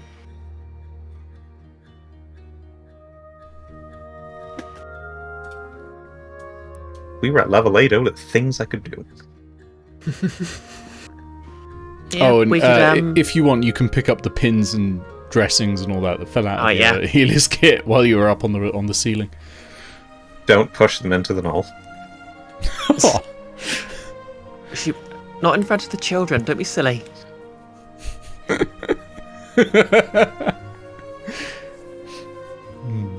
Yeah, Grounded has probably calmed down a bit now. I mean, she's probably a bit nervous around the gnoll, but she's not gonna, go full Reservoir Dogs on it. Do you have inspiration? Nope. You do now. That was very good. Yay. That whole bit was very good. It was exceptional.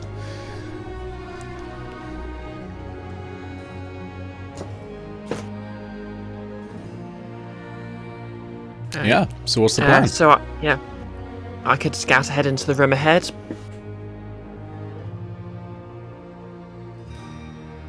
I'll say it's your call. You look like you've been having a tough day. Not least of all because we just killed a hag that was in your mind or was brought out of your mind. I still don't know what that was.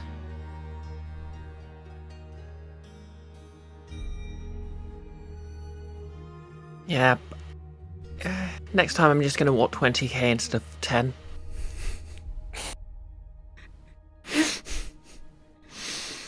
Yep. Yep. Just didn't want to walk 10 extra miles. Yeah. Okay, so if no one else has any other ideas, I'm just going to try and stealth my way into the room ahead. Okay. Which room? Oh, the thunder room. Well, Thunder Room is down here. Yeah, this one's Thunder, this one's Star Wars. Okay, Star Wars room's probably nearer them. I mean, both sound good for an artificer, so... Okay, so I'm just going to, Okay. tiptoe in, Pink Panther theme tune playing. Let me reveal the funkiest room design that I've done so far.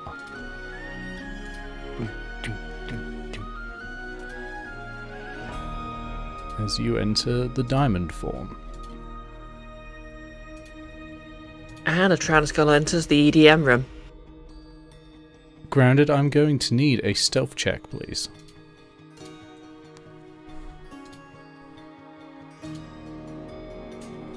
I'm going over to the suspense music. There we go. That's 24. 24's good. That'll be enough. So the flashing red lights have kind of stopped now, and you can see a lot of bodies on the ground. From the other side of the room, you hear, Obi-Wan never told you what happened to your father, did he? There's a lot of bodies on the ground. Let the bodies hit the floor. And... oh, I forgot to move the camera, hang on. Way, there we go, the diamond form. A lot of bodies on the ground, but there are... hold up in this room. Hang on, there we go. In this room here, the southern one, there are a group of humanoid figures that you've never seen before. I just need to... As in they're... Wait, as in they're strangers, or I've never seen any humanoids like them? You've never seen humanoids like them. I was almost like, ooh, new friends, but no, that's Morgan. So... they are wearing armor that looks like plate, but instead of made of metal, it appears to be made of... it's interesting. It's like a shimmering wood, not in the same way of the shimmer scale armor, though. It looks very unusual. To describe this for people watching, they're wearing something called polymer armor, which definitely looks like Star Wars, sort of, those sort of armor suits, those big chunky bits of plastic. That's what that's what it looks like. Yeah, like a stormtrooper or anything like that. Stormtrooper, that's it. Nick's just outright just throwing space marines at us at this junction. That's what it looks like they're wearing. Is what I mean. Do they have nice little U's on their shoulder pads? Thankfully, no. The entirely in blue. I'm just trying to find the number of them that are in here, and I don't think I ever said. So I'm just going to roll 2d4s for each type. Is this the custom subclass? No. Okay, so I'm going to put down... these aren't constructs, but I'm going to use the construct tag for it because it looks cool. And they're they're hunkered down in this room. And then I will use a different one for the other type. Let's use...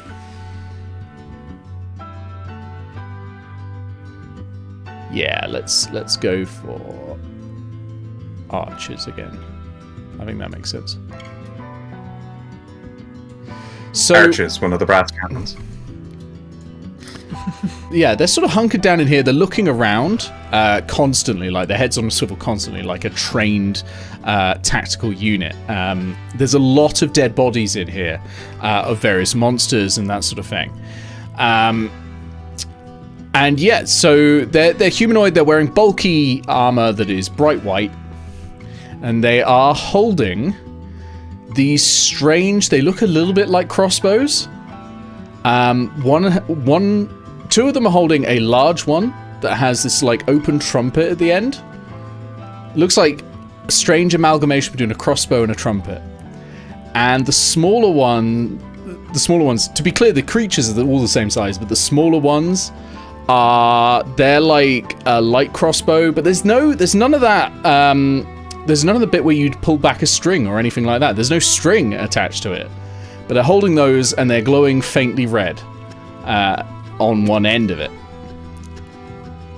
Houston, do we have gift sign? We don't have gifts, no. If you must know what these are, which you won't know, none of you will know what these are. These are the Starbirth veterans, and they are not something that exists in D&D, but they are definitely not to be mixed with Starspawn, which do exist in D&D and very weird, and you don't want to face one of those. Grounded's faced one of those in Baboonmas. You are just outright throwing space marines at us. Well, I mean, I've got to finally give a firearm to the artificer, right? Like, is where you're gonna get one. Do they have any like insignias or anything on their armor? Yes, it's not one you recognize. It looks a little bit like a...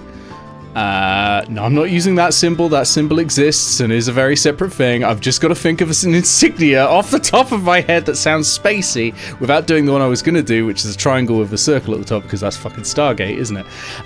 So it's yeah, it's actually a shape you recognize. Actually, it is a shooting star, which you'll have seen plenty of from the Spires of War.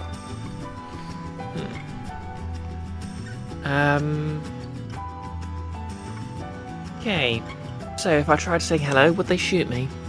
You're currently hidden. That's the question, they are clearly holding something that looks like a weapon, and they're scanning around constantly.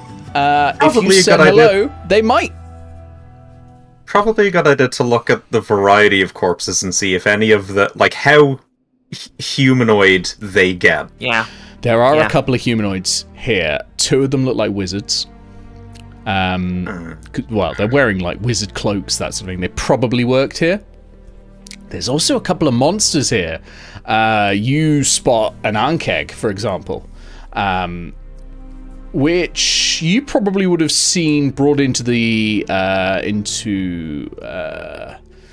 Cantlore once or twice, because their blood is highly acidic, is a very useful solvent. So you probably would have seen one maybe if you'd gone into the place that's like a greenhouse for animals. My brain has just died instead of remembering what the name is. Yeah, that's... Would Grant have seen... would Grant have seen one when she visited? No, I don't think there's one there at the moment, but I think you'd know one from Wark. Because they are tunneling creatures. Ankegs, they'll burst out of the ground and then they will try and eat you. They kind of look like really big praying mantises, but their blood is highly acidic, and they're very, very deadly creatures. One of them has died here, and its carapace is quite highly charred. It looks like whatever those weapons are, they are either cooking or singeing in some way whatever they hit. Okay. I'm going to try casting minor illusion, Okay. and I'm just going to try and create a sound for on the sort of opposite side of the. So obviously I'm nearby. Obviously there's the entrance to that room that's near where I am. I'm just going to try and create a sound from the opposite entrance that's just, hello there. They all look friendly? They all look to the left, and you hear muttering. It's not in common. It's not in any language you've ever heard. Didn't figure it would be. And you hear, and one of them heads that way. The others are keeping a lookout. Now, in fact, one of the others is going to stand behind and watch his back. And he's heading off this way. Actually, as he goes through here, he takes a very particular pattern. He steps here, then he goes one left, two up, and then to the left. These are literally space marines.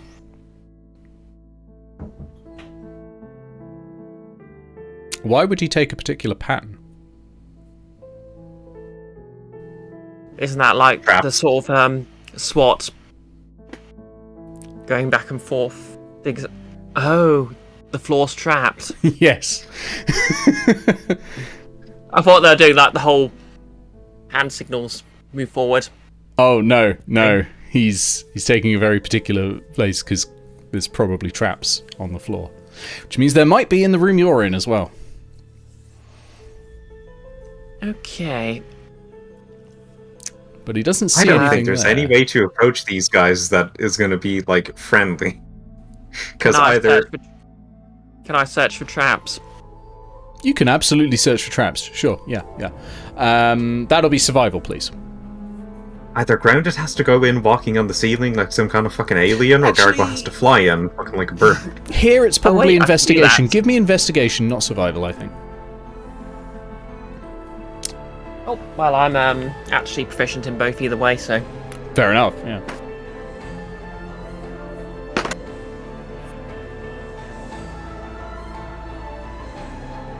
I rolled a 2, so that's a 6. Okay.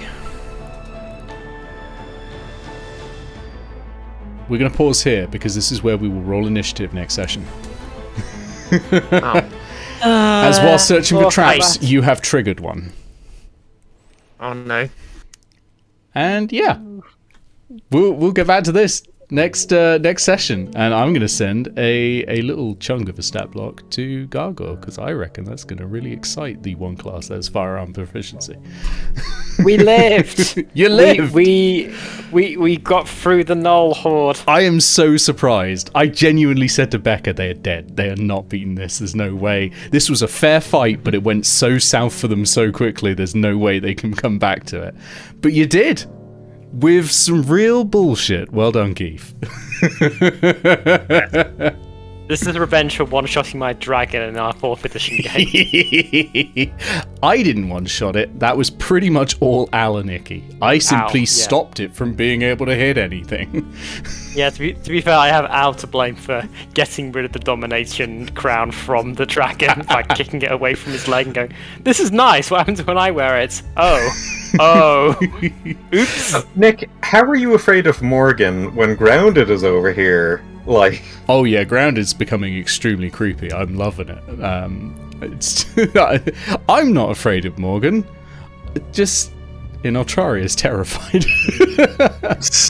And yeah, okay, to some extent I am afraid of Morgan. Right. Yeah, so I'm gonna go. I'll do the sign off, and then I will give you some much needed experience points. Yes. Yes, and well earned as well. So I'll see you all in just a sec. See ya. All right, everyone. Let us say good night. Let me just stop the music and go to the outro. That was a hell of a fight. That took the entire session. But it was a good one. I think quite a dynamic fight. And I'm excited to see what happens next session with these ones. I think Gargoyle's gonna like it. I really do. As always, huge thank you to the people who support me. Your names are going to be turning up in a second. And of course, go to Ko-Fi if you would like your name here.